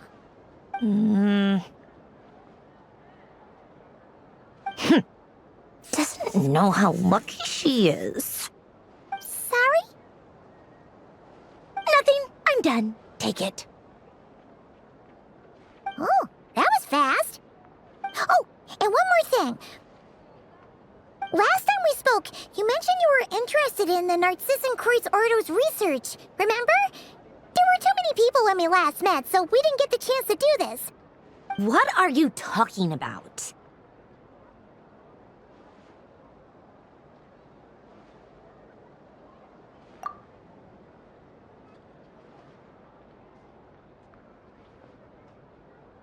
This is... Oh. Alain, Renee, and Marianne. Huh. The Holy Blade. A savior's plaything. It's not about whether I approve or not. These people, they would sacrifice themselves for the sake of the world. Especially Alain Guillotin and Renee. That is something I would never choose to do. Still, I didn't know they had any pictures left from that time. If I'd have thought to bring a camera, I'd have... What? Yeah, of you being bitten by the frostfin whale and Columbina bonking you on the head. Tear it up! Now!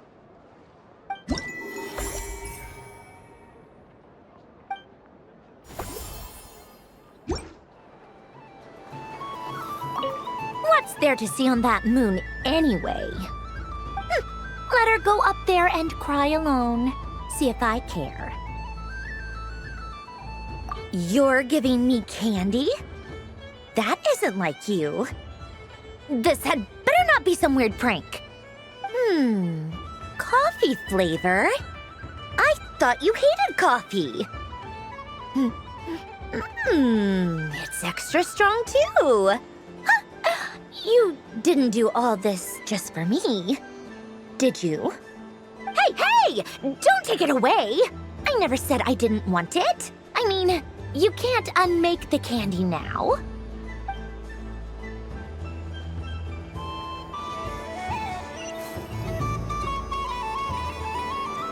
But I was aiming right at it! Aw, what a pity. I saw it with my own eyes. You were so close. So very close. That's not true! It dodged out of the way right as I was about to snag it! I'm sorry? You heard me! This paper frog can move! I swear! Dear, oh dear, what are you saying? How could a paper frog move? Unless you believe there really is magic in this world.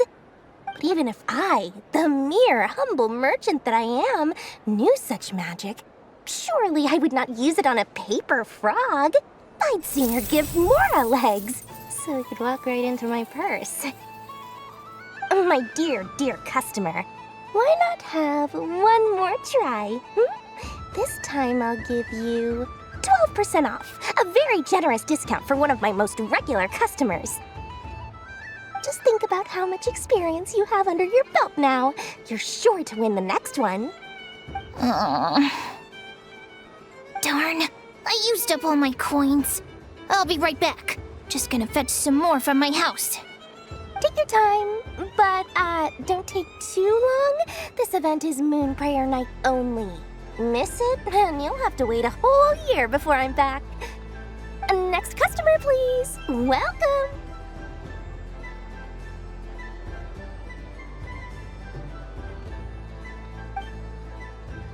Hello. Whoa! What's this big one doing over here? How do I tell my employees not to go running around this time? Shooting them a glance won't work. I haven't known them long enough. Dory? Why, hello there, Miss Columbina. Would you like to play my ring toss game? The rules are very simple, and it's easy to get the hang of. How much for a round? Oh, first time's free. Not a single Mora. After that, well, we can cross that bridge if and when we come to it. But with your sharp skills, I'm sure you'll win all the prizes in one fell swoop. That was an obvious enough hint for them, right? Right? Here comes the ring! Oh, peanuts.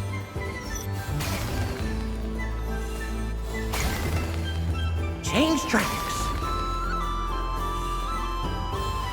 Roselle, should we move or not? Just a tiny bit.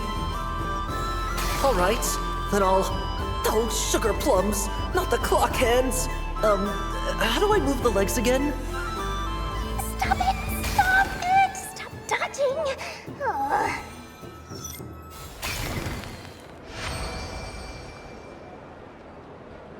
Let's see now. Let's see. Wow, very good. That's the highest score we've had all night. And here's your prize. Now, how about another round? As for the cost... Happy Moon Prayer Night, Miss Columbina. Happy Moon Prayer Night, Durin and Hat Guy. Are you here to play the game? Yes.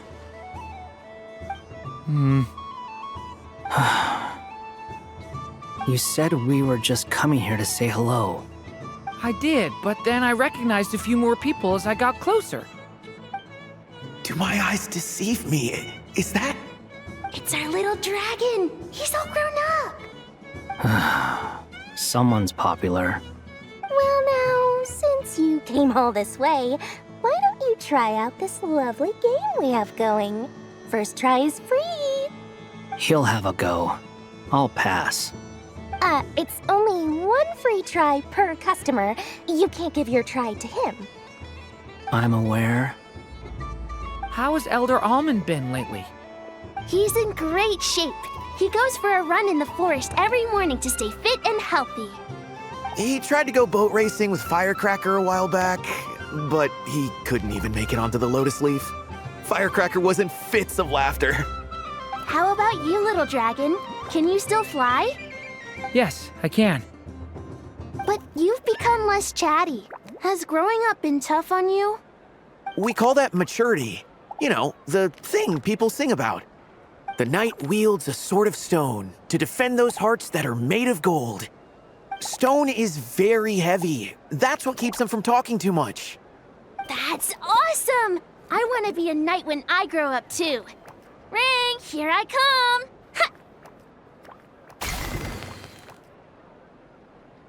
Oh, the hat-wearing man. I never thought I'd see you again. You seem more determined than when I saw you last on the train. If you say so. Oh, I do say so. The people you once helped see it clearly.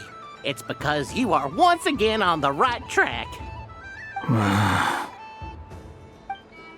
May the engine in our hearts propel us to the station of our dreams. I can move! I can move now, Roselle! What are you doing, running into the rings like that?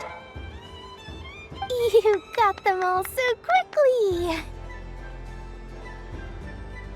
I have never seen anything like this in all my travels! Is this guy actually an old friend of theirs? But how? They're origami animals and clockwork people from a fairy tale! Getting to know them would be quite an arduous task, unless they share a hometown? I have to get to the bottom of this. Next time I see the Great Mage Alice, I shall demand answers. Thank you, Dory. I had a lot of fun. Now for your prize. Where did I put it? Give me a moment to dig it out. Oh, sweet grand prize. How I wish I didn't have to let you go. Good thing I've already turned a profit from the customers earlier in the night. Otherwise, I'd have wasted all my hard work. Okay, I'm back. What? I leave for 2 seconds and someone's already claimed the grand prize? Oh, well, these things happen, you know? Perhaps you'd be interested in one of the other prizes instead. We've got all kinds of wonderful goodies here. Is this the thing you wanted? Here, you can have it. Huh? But... Don't worry about it. It will be happier with you. Oh, thanks so much, Miss. Moon Goddess. Oh, goodness gracious, Columbina. Give me strength. How am I supposed to make any more money from this child at this rate? Daddy, look! That's the game I was telling you about! Forget it. She is the Moon Goddess after all. I'll think of some other way to swing this. Maybe I can try to hook this new kid. Huh? Oh, someone already won the grand prize. You can take mine if you want. What? Why? Why are all these bleeding hearts coming here to ruin my business? Happy Moon Prayer Night, everyone. Happy Moon Prayer Night.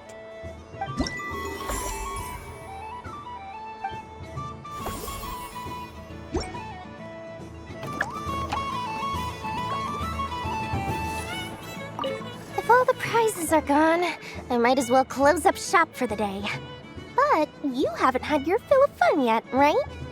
So the next time a customer shows up, you're going to have to run faster, all right? And remember, run out of the rings, not into them. Oh, a gift for me? Lord Sangamabe really is going up in the world. Wow, candy from the Moon Goddess herself. If I back this up... No, what am I saying? Box this up in exquisite gift boxes? Yes, I can make a fortune! Maybe I don't even need to go to all that trouble. Any old boxes will do. I just need to tell my customers that this candy is blessed by the moon goddess. Yeah, that ought to do it. Sounds like a plan. Time to have Irwa earn his keep when I get back.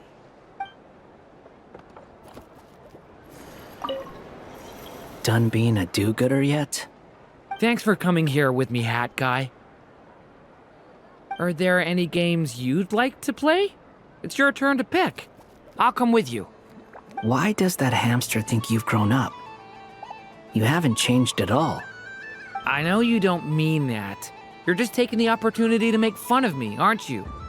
Even if you won't admit that taking some time to compose yourself is important, I can see that you're doing it in practice. Otherwise, you'd have taken off your hat and flown away by now. Looks like Albedo's socialization program has been far more useful to you than all those Vahumana textbooks. A moon prayer candy for me? Huh, thank you. It smells like baked apples and butter. Reminds me of Good Hunter, a restaurant in Mondstadt. I always have to resist the temptation to go there unless I'm ordering food. I understand your homesickness, Miss Columbina. I have a double dose of it, because both Simulanka and Mondstadt are my home.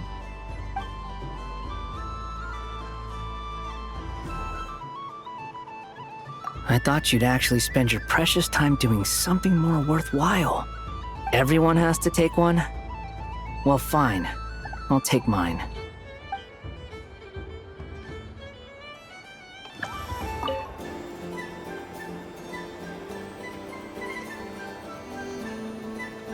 I wouldn't say it's unfair, exactly. I mean, your voice goes right into people's heads. How would you explain that to the kids? You can't just explain it away as magic. Is something the matter? Ah, Miss Columbina! No, nothing you need to worry yourself about. Ah, impeccable timing. Stick around for a second, Miss Columbina. I need your input on something. This self-proclaimed Knight of Justice has yet to give me a satisfactory answer. I, for one, would like to hear your verdict on the matter. Hey, now, I left the flagship just to help you out, Miss Nicole. What's going on? So Alice and I are both using long-range remote control spells that work on similar principles, allowing us to attend this festive fair in Dodoco form. Sorry, let me backtrack a little. While similar, there are some key differences. Alice, being a great mage, wanted her Dodoco to reflect something of her own charm and mystique. So she adjusted the way its tail moves when it spins around. An entirely gratuitous move, in my opinion. I hardly see how anyone is going to notice that. If anything, I'd say that anyone who stares intently enough at a Dodoco's tail to notice such a small detail is someone we ought to be highly concerned about. I only say this to emphasize that my question has nothing to do with tails. Now that we're clear on that, why is Alice's Dodoco permitted to interact directly with the children celebrating Moon Prayer Night, while mine is not? Your voice speaks directly into people's minds. See? Exactly what I said. Miss Nicole? Ugh, I can't stand it. I know that probably makes me sound like a whiny child acting out in front of their parents. And it's a little embarrassing now that I think about it. But hey, I've said it now, I can't take it back. That would be even more embarrassing. Also, don't go reading too much into that analogy. It was off the top of my head. I'm actually an awful lot older than either of you. Miss Nicole, are you saying that you'd like someone to play the game you've prepared? I'm not so invested in that. It's just something cobbled together using items I borrowed from Alice. She probably didn't even make them herself. The point is, I want to know everyone's thoughts after they receive their prizes. But as you've said, I can't just ask. I've been biting my lip for so long, and I've had no one to vent my frustrations on. I thought this was going to be a nice, straightforward festival where I'd get the chance to guide people to treasure. Well, can I play? I can't guarantee that I'll win a prize, but... You will? I'd like to try. Then what are we waiting for? Let the game begin! It's like they forgot I was ever here.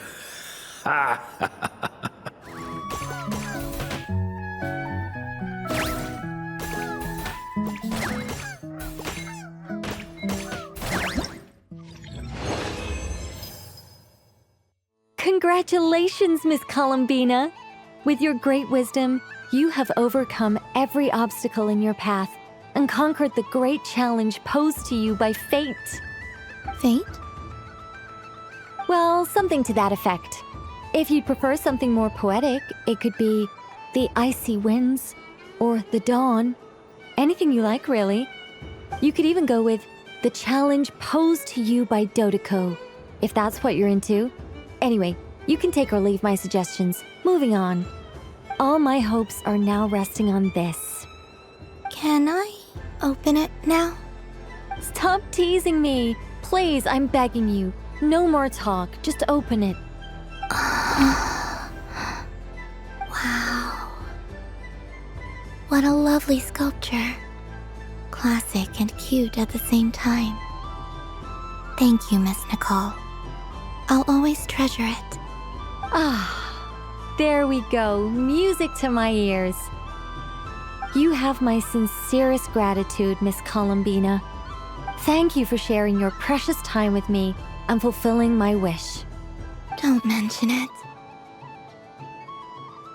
You've all done much to help me. And still, I'm the one receiving all these gifts.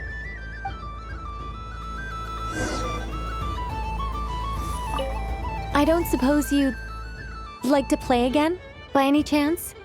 Don't get me wrong, once is plenty. You're under no obligation to indulge me any further. And besides, I don't have any other prizes for you.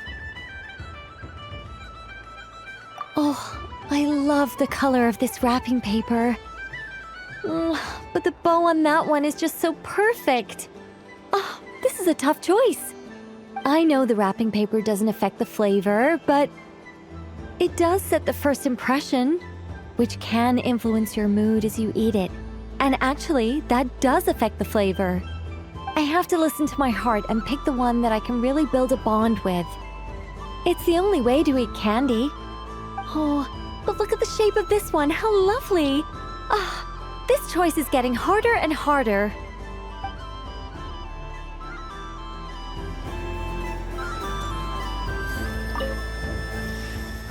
It'd be rude to just leave without saying anything. But at the same time, I don't want to barge into their lively conversation just to announce that I'm leaving. I guess I'll just wait a little longer. Huh? Albedo? This sketch is for you, Grandmaster. Oh, a gift for me. Thanks. Let's see what you've done for me. The north wind left in a lurch. Thank you. It seems I've picked lemon. It strikes a good balance between sweet and sour. This has piqued my curiosity. What if we were to add citrus and other spices, then enhance the flavor via caramelization? I wonder what the end product would be like. Perhaps I should take the time to try this out.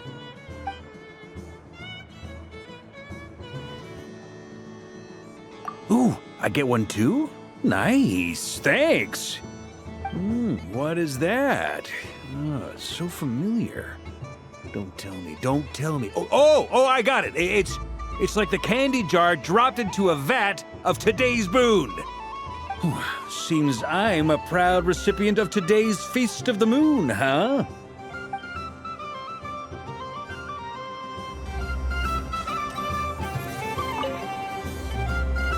Welcome home, Moon Goddess. Oh, you're the genuine article. Alice was right. This moon prayer night was worth watching after all. Another one that talks. Greetings. Pleased to make your acquaintance. I am the Hexenzirkel member they call B. Barbeloth Trismegistus. Columbina Hyposelenia. Pleased to meet you too. Hyposelenia. A fine name indeed. Now then, Miss Columbina, do you wish to hear a mage's divination? Divination? The Frost Moon Scions used to ask me what would happen in the future. Is this like that? From the perspective of the one seeking answers, perhaps. As you look to your journey ahead, if you seek to understand the unknown, resolve your doubts, and soothe the confusion in your heart, divination could be for you. The unknowns on my journey. Of course, if one wishes to peer into fate, then hydromancy is the more precise option. But that is a complex affair, and to relegate that majestic art to the status of a festive amusement would seem somewhat uncouth. Besides, it is sometimes better to not know fate with great certainty. Hence, I shall use the suitably festive Luna Arcana to tell your fortune instead. It is more popular with the youth in any case. Lunar Arcana. Indeed. Unlike hydromancy, this will only display possibilities and trends. People like to think of themselves as creatures of agency and free will. Peering too far and too clearly into the future is detrimental to both body and soul. I'd like to give it a try. Of course you may. Come then, take a seat, Miss Columbina. Before we begin, are there any specific questions you would like to ask? Let's stick to general possibilities and trends, like you suggested. Ah, very well. Then I shall use the basic Lunar Arcana deck. Now, try to relax. Cast your mind upon the things you have experienced and the things you are soon to experience. I will shuffle the deck. Would you like to cut the cards yourself? You do it. No problem. Now then, to make things easier for the seeker, that is to say, you, I shall decipher the cards from your perspective.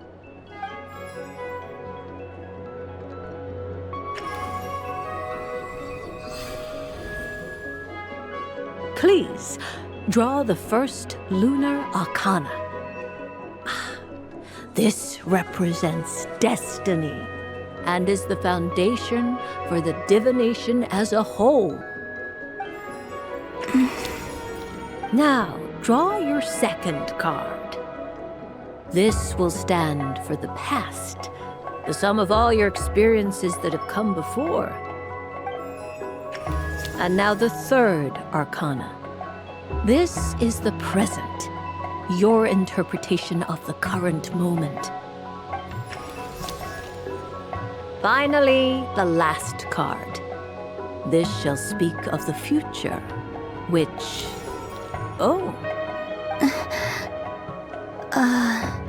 Kuvaki Pulse? Fascinating. I've never encountered this before in my role as a diviner. Something has exerted an influence upon this card, causing it to leave its designated position. What do you make of this, Miss Columbina? Perhaps this is the guiding hand of fate in action. Of course, if you wish, you can choose to deny the validity of this card and draw the future for yourself. No, it's fine. Let's go with this one. A bold decision.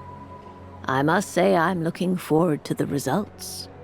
Well then, let us flip the Lunar Arcana in sequence and see what emerges. Sure. First, Destiny. No surprises here. The card that represents yours is the moon. The moon. Indeed. The moon can represent the truth at some times, but deception at others. False peace, destructive calamity, and the world-changing power that lies within.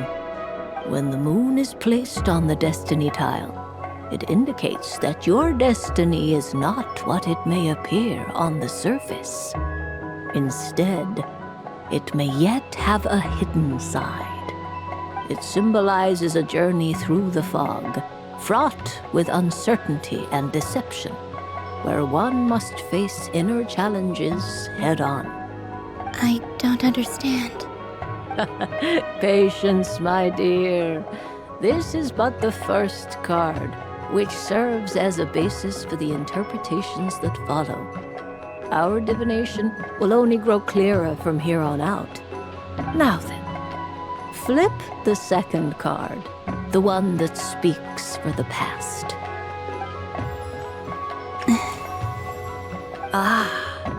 The Hermit, but inverted. Inverted? Yes. The Hermit symbolizes solitude, introspection, and the pursuit of truth. When inverted, it represents isolation, truth out of reach, and a path that leads one astray. Combined with the moon as one's destiny, the Hermit inverted represents a choice you made to stand alone in the past. It was a choice made not out of fear or arrogance, but for reasons that others could not perceive. You fumbled through the darkness without a guide, but you did not find your way. Rather, you went astray. More than once, it would seem. Is this about how I became Kutar despite not wishing to become a god? And how I joined the Fatui because I yearned for a place to belong? I suspect only you know the answer to this question. All is not lost. The past is in the past, and so it shall remain. Shall we look into the present now? Oh my. The Lovers. One of the most interesting Luna Arcana. What does this one mean? This means that you have had an unprecedented emotional experience. The joy of finding your soul becoming intertwined with that of another. A precious and wonderful thing indeed. It's true. I've made a lot of friends recently, and they are very good to me. I like them a lot. That sounds lovely. I am most delighted for you. The Lovers can also represent important decisions, perhaps related to a parting of ways. Now, if I were to guess... Yes. My return to the moon. I understand. Parting with friends is never easy, Columbina. But rest assured, this is not the end of your journey. There is always another story waiting to be told. The future always lies ahead. The future. Well now, it's finally time to flip this most mysterious of cards. Why did it appear? And what does it wish to tell you? I'm ready. Very well. Flip this card and see what lies on the other side. Oh. Miss Barbaloth? What is it? This card is death. That doesn't sound very good. It depends on how we interpret it. It is true that it can represent an agonizing death, a complete and utter end, but at the same time, it can also represent rebirth. Do not forget that your destiny card is the moon. That lends your future many different potential meanings.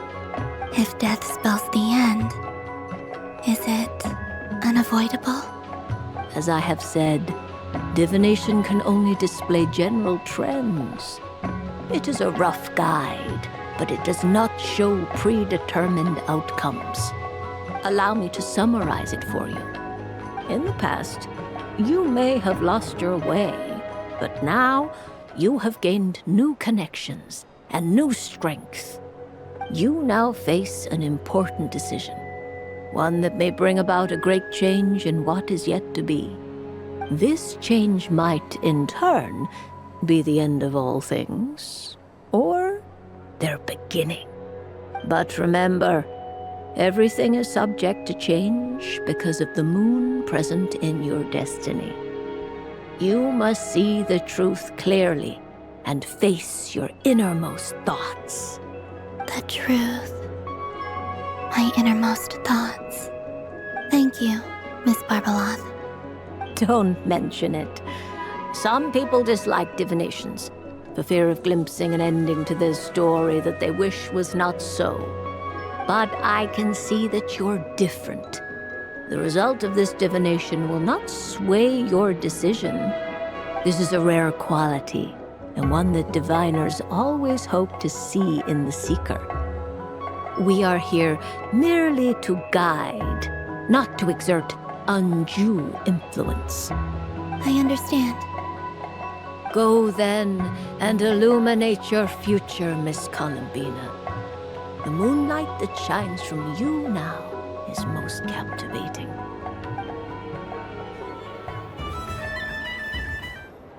The death card made a most enigmatic appearance. The moon for which Miss Columbina is bound, I fear. Fretting is of no avail. I will have a chat with Alice about it sometime. Ah, you're such a polite child, Miss Columbina. But we elders have already partaken of our fair share of stories in this world. Enjoying candy, keeping up with the hip and groovy trends of the day. Oh, these things should be left to youngsters like you. I hope you don't misunderstand me. I do not intend to lecture you or reject your kindness. It is simply that the mere sight of this candy is starting to give me a toothache.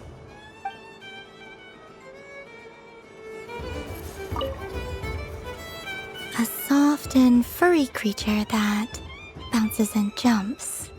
Welcome home, Moon Goddess. This one talks, too. Allow me to introduce myself. I am a Dodoco from a distant archipelago, the most mischievous of all my Dodo brothers and Dodo sisters. When the going got tough, I powered through, and when I met obstacles, I boomed them away. That sounds like a lot of fun. Doesn't it just? Oh, but then the trouble started.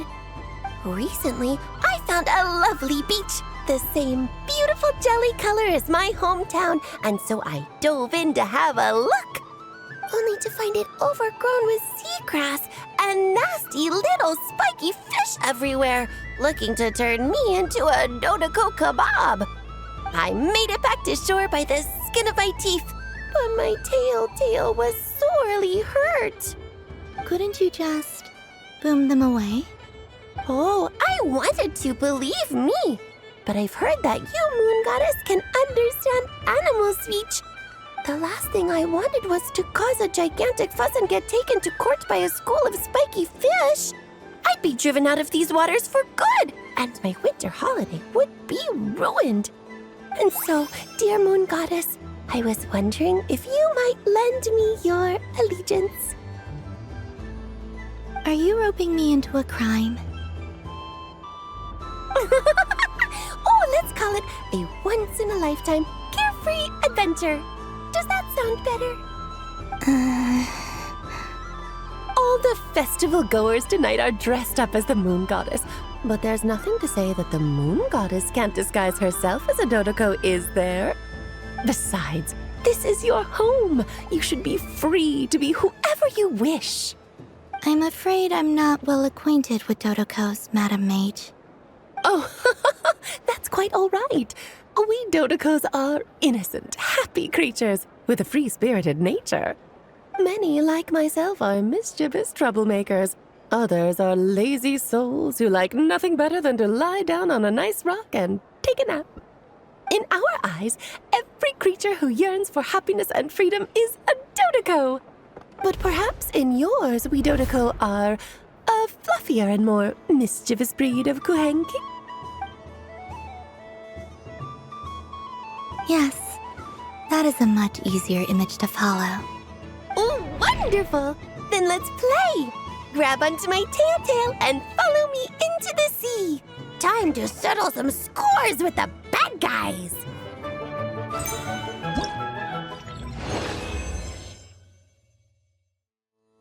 Ooh, a remarkable talent! So, what do you make of it? The use of Jumpy Dumpties doesn't come as naturally to me as Kuvaki, but their unpredictability makes it fun. I think they call this novelty. Indeed! And how did it feel blowing those pesky nuisances away? Not bad. Any guilt? What do you mean? Oh, wonderful! Lovely answers to all 3 questions. You've passed the safety test. Now I can give this special bomb to you as a souvenir. Remember, if you find any meanies living on the moon, you can use this to boom them into oblivion. I will.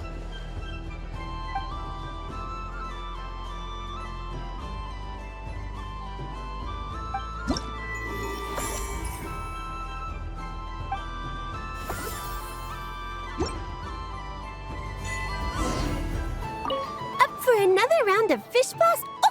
Of bye-bye bad fishies? Oh, bless my fluffy tail! Dodoko has never seen candy shaped quite like this before. Why, it shines like a lovely crystal. Let the feasting begin! Oh, sweet as a tomato bathed in sunlight. Thank you very much. You truly are a friend to the Dodoko. Please share the rest with other people. I am sure everyone will fall in love with the taste of pure joy.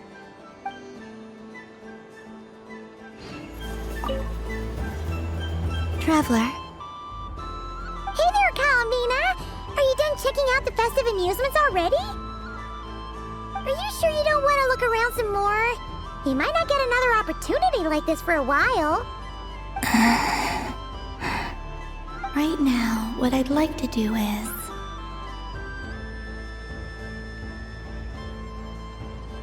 Thank you. But I think I've had enough fun for one night. I've made plenty of precious memories. Really? You're sure you don't want to have a little more fun out there? Final answer! Yes, I am sure.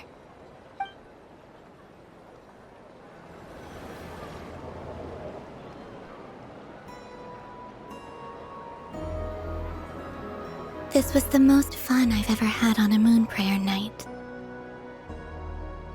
Everywhere I went, people were saying, "Welcome home," and there were friends at every turn. I only wish it could last longer than one night. Aww.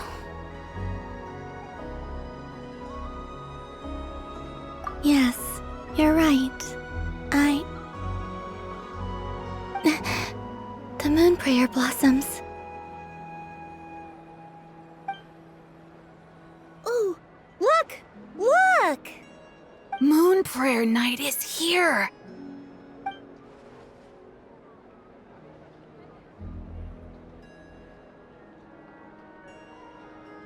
The moon. It's so beautiful. Happy Moon Prayer Night, dear. Happy Moon Prayer Night!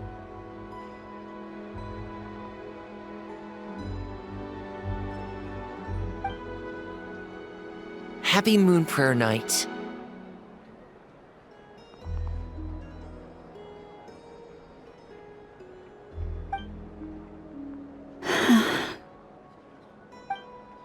Aww.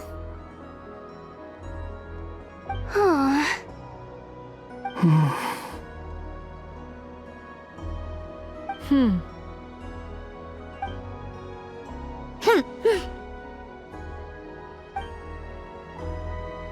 Time flies when you're having fun.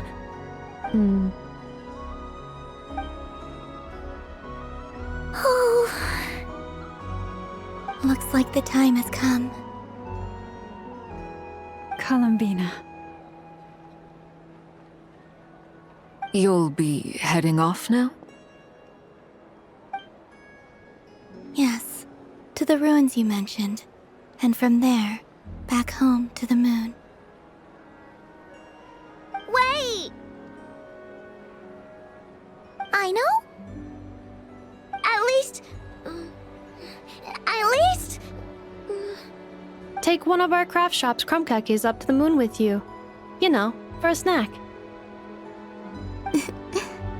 Sure, why not? The Curatorium of Secrets believes in proper farewells. No story should be left without a satisfactory endnote. Never. Farewells are an important affair for the Ratniki, too. We never know when we might meet again. Haha! And here I thought grand farewells wouldn't suit tonight's mood. But I suppose friendly passion is not to be stopped, eh?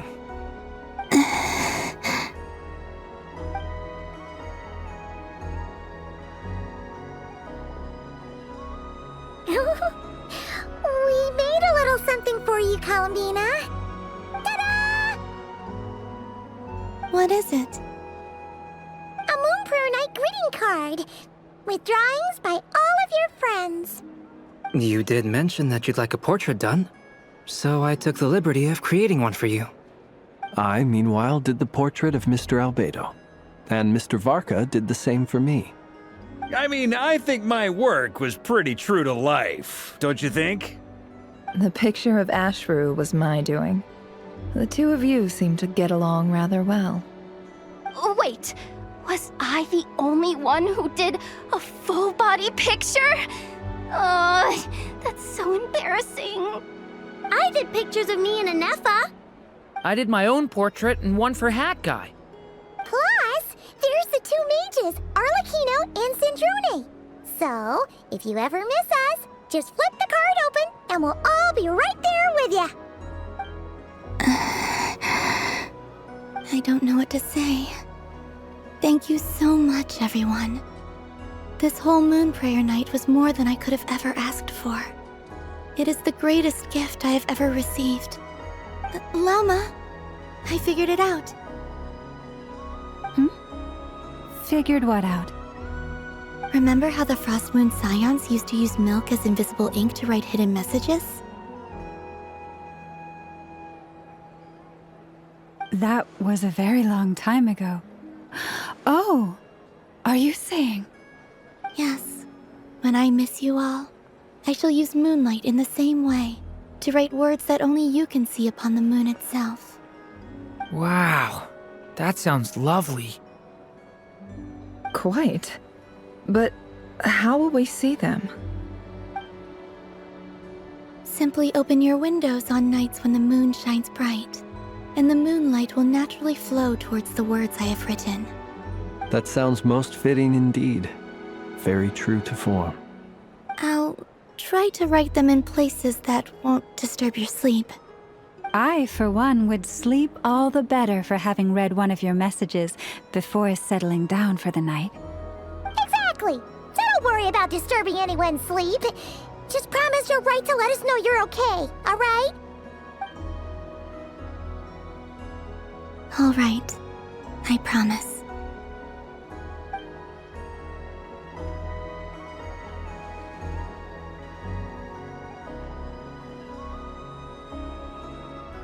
In that case, Columbina, are you ready? I'm ready.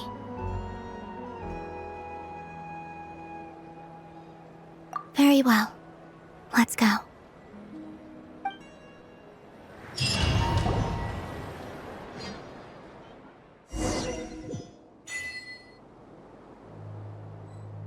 In just a few moments, I will be gone. I still don't know what to expect on the moon. Will I really be able to send messages to my friends? The Kuhenki, the animals of Not Krai. I'll never get to see them again. I wonder where I'll be when the next moon prayer night comes.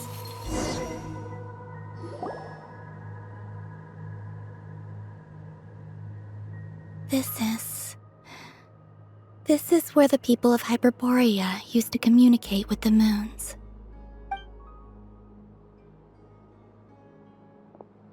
Eternal moon, frost moon, iridescent moon.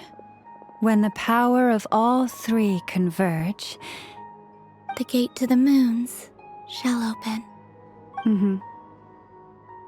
The moon marrows are in position. Only the final step remains. I'm sure Nasha Town is livelier than ever at this moment. Yeah, it's a shame you couldn't be there for it, but it's now or never, right? It's fine. I'm more than happy with this. My last piece of luggage. My only piece of luggage.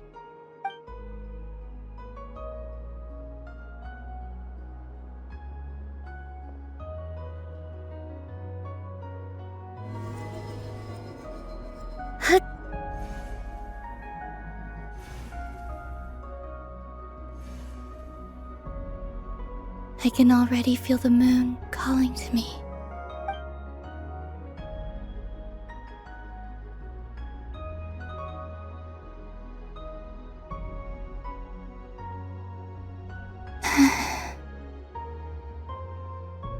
This ray of light will lead you home, Columbina.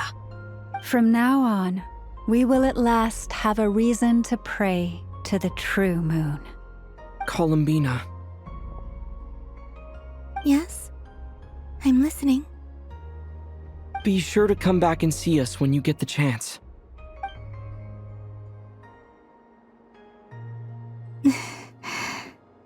Of course. But if that chance doesn't come, then remember that you have friends on this planet. People who will miss Columbina. Yes, I will. Thank you for everything you've done for me. And remember, come night or day, the moonlight shall always connect us. Well then, farewell, my friends.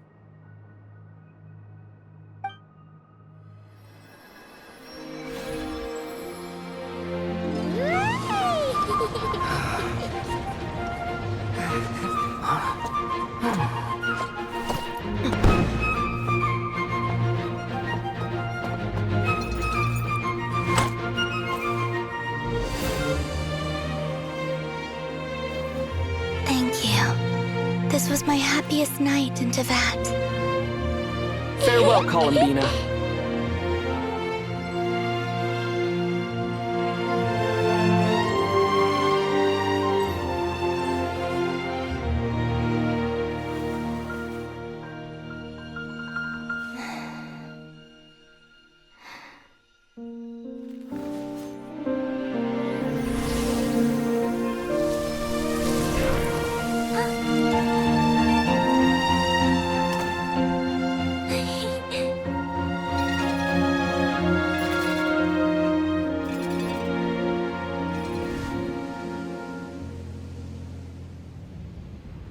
The moon really is closer than ever tonight.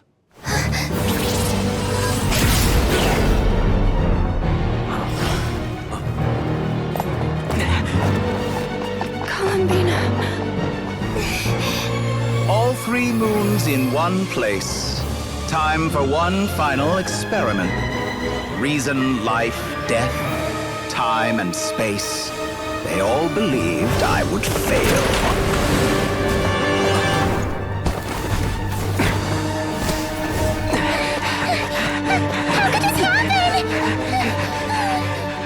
But Tevat's primordial power never did belong to the throne of heaven.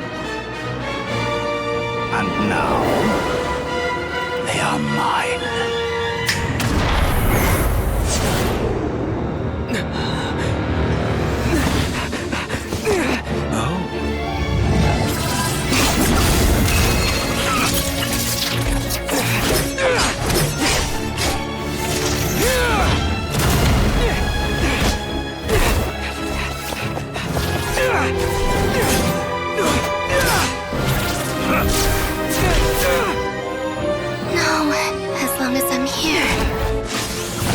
character is free to wield the Three Moons' power.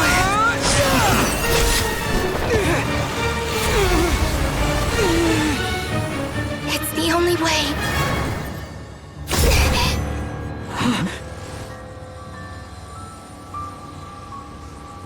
I guess I won't be going home today.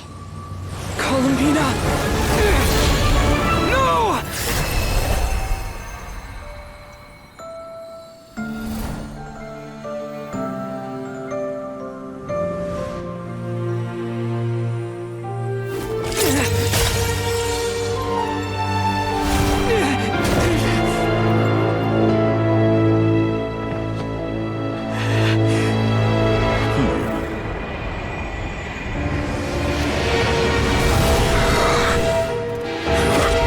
Stubborn world, do not try to control me!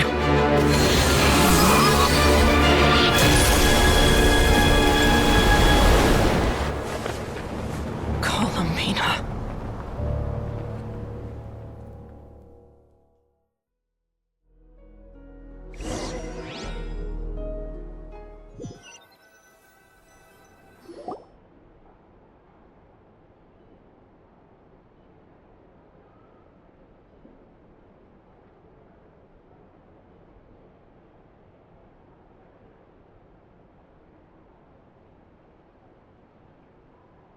Are you all right? Do your wounds still hurt? I had someone prepare a little medicine that could prove effective. Take it if you need to. In that case, let me relate the contents of the call we made to Alice after the incident occurred.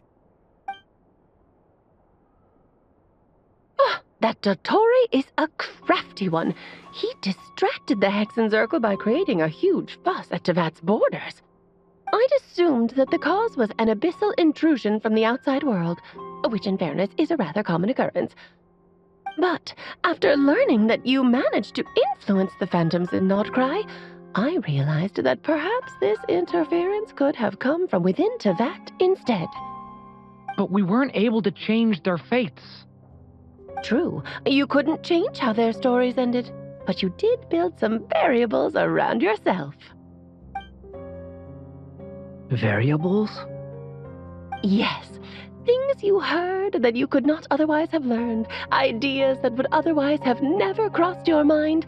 All these things are variables. Of course, most variables usually pale into insignificance with the myriad of possibilities floating around. But the moment you start treating them as building blocks and intentionally stacking them, that changes things. That's what Dottore did, and it's how he created the necessary conditions so that when you activated the portal tonight, it played right into his plan. However, we have no way of knowing exactly what he did. Yeah, we also need to ascertain Columbina's status. And that about sums it up. As I suspected, Dottore has disappeared completely. If it's any consolation, he wasn't able to control Columbina as he might have wished to. Oh no!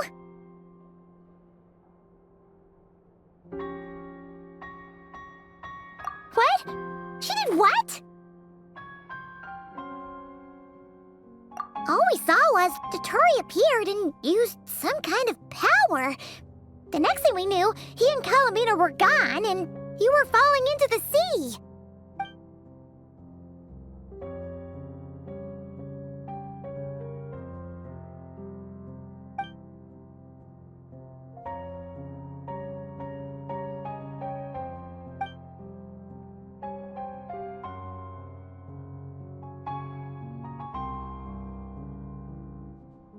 So, Columbina intentionally opened the Moon Gate and escaped into the same mysterious world as Rerir and Thalindus.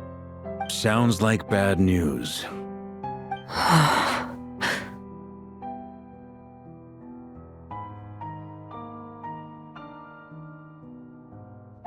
Seen in that way, the Trilunar Syzygy and Rerir's emergence, Dottore might have been pulling the strings in both cases. According to Miss Alice, He is attempting to transcend his destiny and finish an experiment that only a god might complete. An utter lunatic.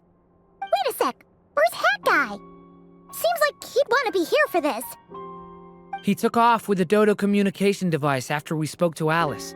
He said he had a hunch that he wanted to investigate by himself. The look on his face was terrifying. I've never seen him like that before.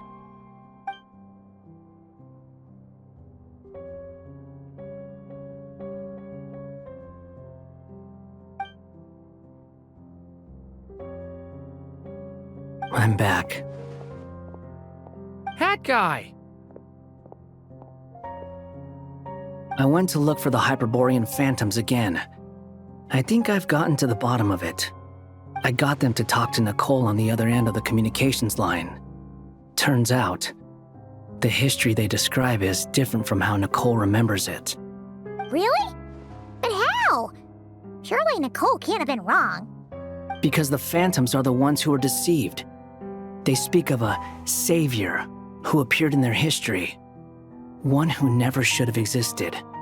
This savior promised to create a new moon within the false sky, and even bring back their moon goddesses. Foolishly, they believed in him, and told him everything he wanted to know about the moons. It's obvious that this was Dottores' doing. Now you mention it, the first time we entered the Hyperborean ruins, we heard the phantoms discussing their history, and I remember Nicole commenting that something sounded a little strange. But Dottore shouldn't have been able to get in there in the first place. He didn't. Nicole said that this was an anomalous state triggered by disruptions in the causal connections between phantoms from the same era. The variables that Dottore put in place were substantial enough that they even affected phantoms that he never met. So it's not that their memories were unclear. They'd been tampered with. That's exactly the possibility Dottore was trying to manufacture. He turned these variables into knowledge and engineered the situation so all that knowledge would fall into his hands. Then, he harnessed that knowledge on Moon Prayer Night to truly create a false moon. How is that even possible? To be precise, he exploited a weakness in the way the spell works. The spell senses Kuvaki to detect the moon's location. So, as long as the false moon more strongly resembled the moon than the frost moon beyond the skies, the gate would teleport Columbina to the false moon's location. In other words, to Dottore's side. Once he had her under control, the teleportation spell remained active, and he manipulated her power to seize both moon marrows. At that moment, the moon marrows disappeared right before our eyes. It was already too late, even as we were leaving the ruins. By then, Dottore had already amassed the power of all 3 moons. So, where does that leave us? What do we do now? I'd certainly like to know what Her Majesty thinks, now that the concerns I expressed to her have come to pass. But we cannot simply sit and wait for her to decide the matter. And in any case, it is not the Fatui Harbinger Damselette who sees us as her friends, but rather Columbina Hyposelenia. If, even in such extreme circumstances, Her Majesty will not lift the prohibition on Harbingers drawing steel against one another, then I will do as my heart demands. I will fight as Peruware instead. Oh, Arlecchino! Time is short, so I'll make the first move.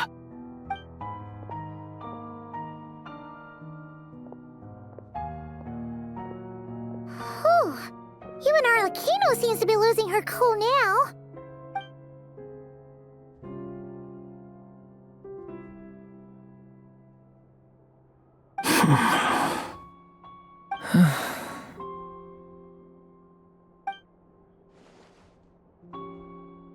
All right. Lose those dejected looks for a moment and let me get a word in. It looks bad, I won't lie. Very bad, in fact. So Dottore's pulled some real dirty tricks to gain the upper hand. For now. And yeah, it's to the point where even the mages say that his variables have affected destiny. I'm not so sure, though. Many have told me that Tevat's destiny is fixed, and that does appear to be the case. Well, what makes Dotori so sure he'll be the exception? And since he was able to stack these variables up, who's to say we can't do the same? You of all people should not be discouraged, traveler from afar. This isn't over yet. And you're not alone in that. Everyone here does, whether they've spoken thus far or not. But none of us are the type to sit back and wait for the sun to shine again. That's exactly how a knight should roll. If they knock you down, you get back up and get back in it. Don't forget, Honorary Knight, you're a legitimate member of Mondstadt too. Fork is right. This is far from over. Dotori's already way overdue a butt-kicking given his past shenanigans. And after this, he's earned himself a double dose. That's what I'm talking about. How's everyone else feeling? I'll use Kuvaki to investigate Columbina's whereabouts. I am not ready to give up either. Leave the intel gathering to me. Whatever happens within Krai's borders, when the Curatorium of Secrets wants to be in the know, we always find a way. Ano and I will do all we can to support you. We will attempt to reverse engineer Dotori's actions and seek a breakthrough that way. Alice and Nicole are busy dealing with an emergency at Tevat's borders, so they can't return just yet. But they're both very angry about this. They've asked Albedo and me to act on the Hexen Circle's behalf and do everything in our power to fight back against Dotori. Are you ready then? We're going to have to conduct a lot of research, even in the early stages. I'll do my best. As for me, I'm pretty familiar with Dotori's way of doing things, so I can try to predict his next move. I'll help with your investigation. Nice! Looks like we have our basic division of labor. I'll get in touch with Flint's and Itlua, get them to have a chat with their Starshiner. It couldn't hurt to bring the Lightkeepers on board as well. At the same time, I'll pass on instructions to the knights present in Krai to assist the Lightkeepers and other organizations in ensuring the safety of those living here. Yeah! We'll show him! That's it then. Good luck, everyone.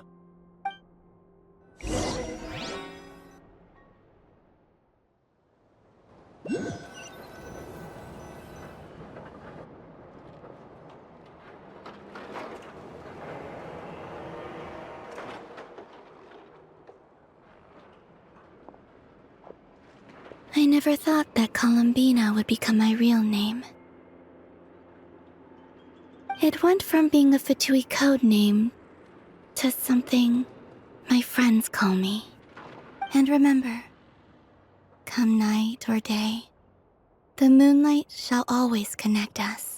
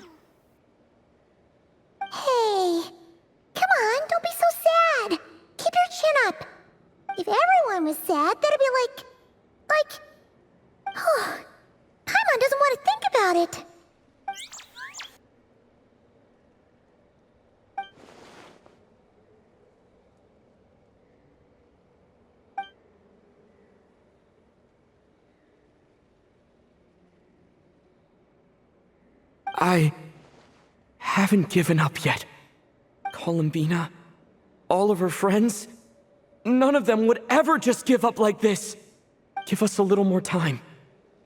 I can't promise anything, but I'll do everything I can.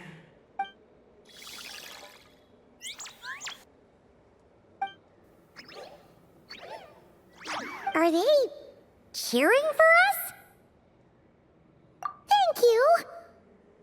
Do you need us to help you with something?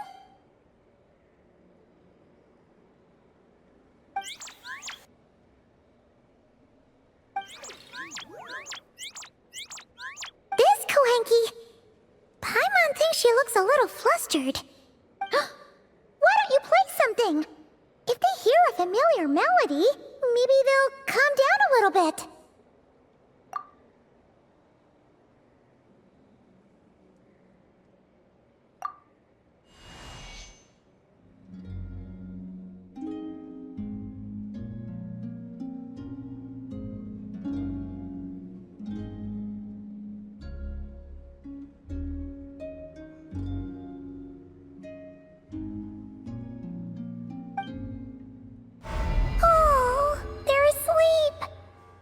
Like they haven't had a good rest in a long time.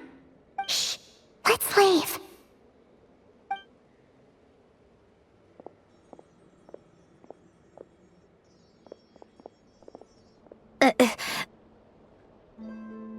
Sandrone! What are you doing here? What? Am I not allowed to take walks now? Thought as much. No such thing as a free miracle, you know. Hey, which way are you headed? Paimon means we don't see much of each other. Maybe we could join you for a bit. Let's not. I'm not in a good mood today and don't have anything nice to say.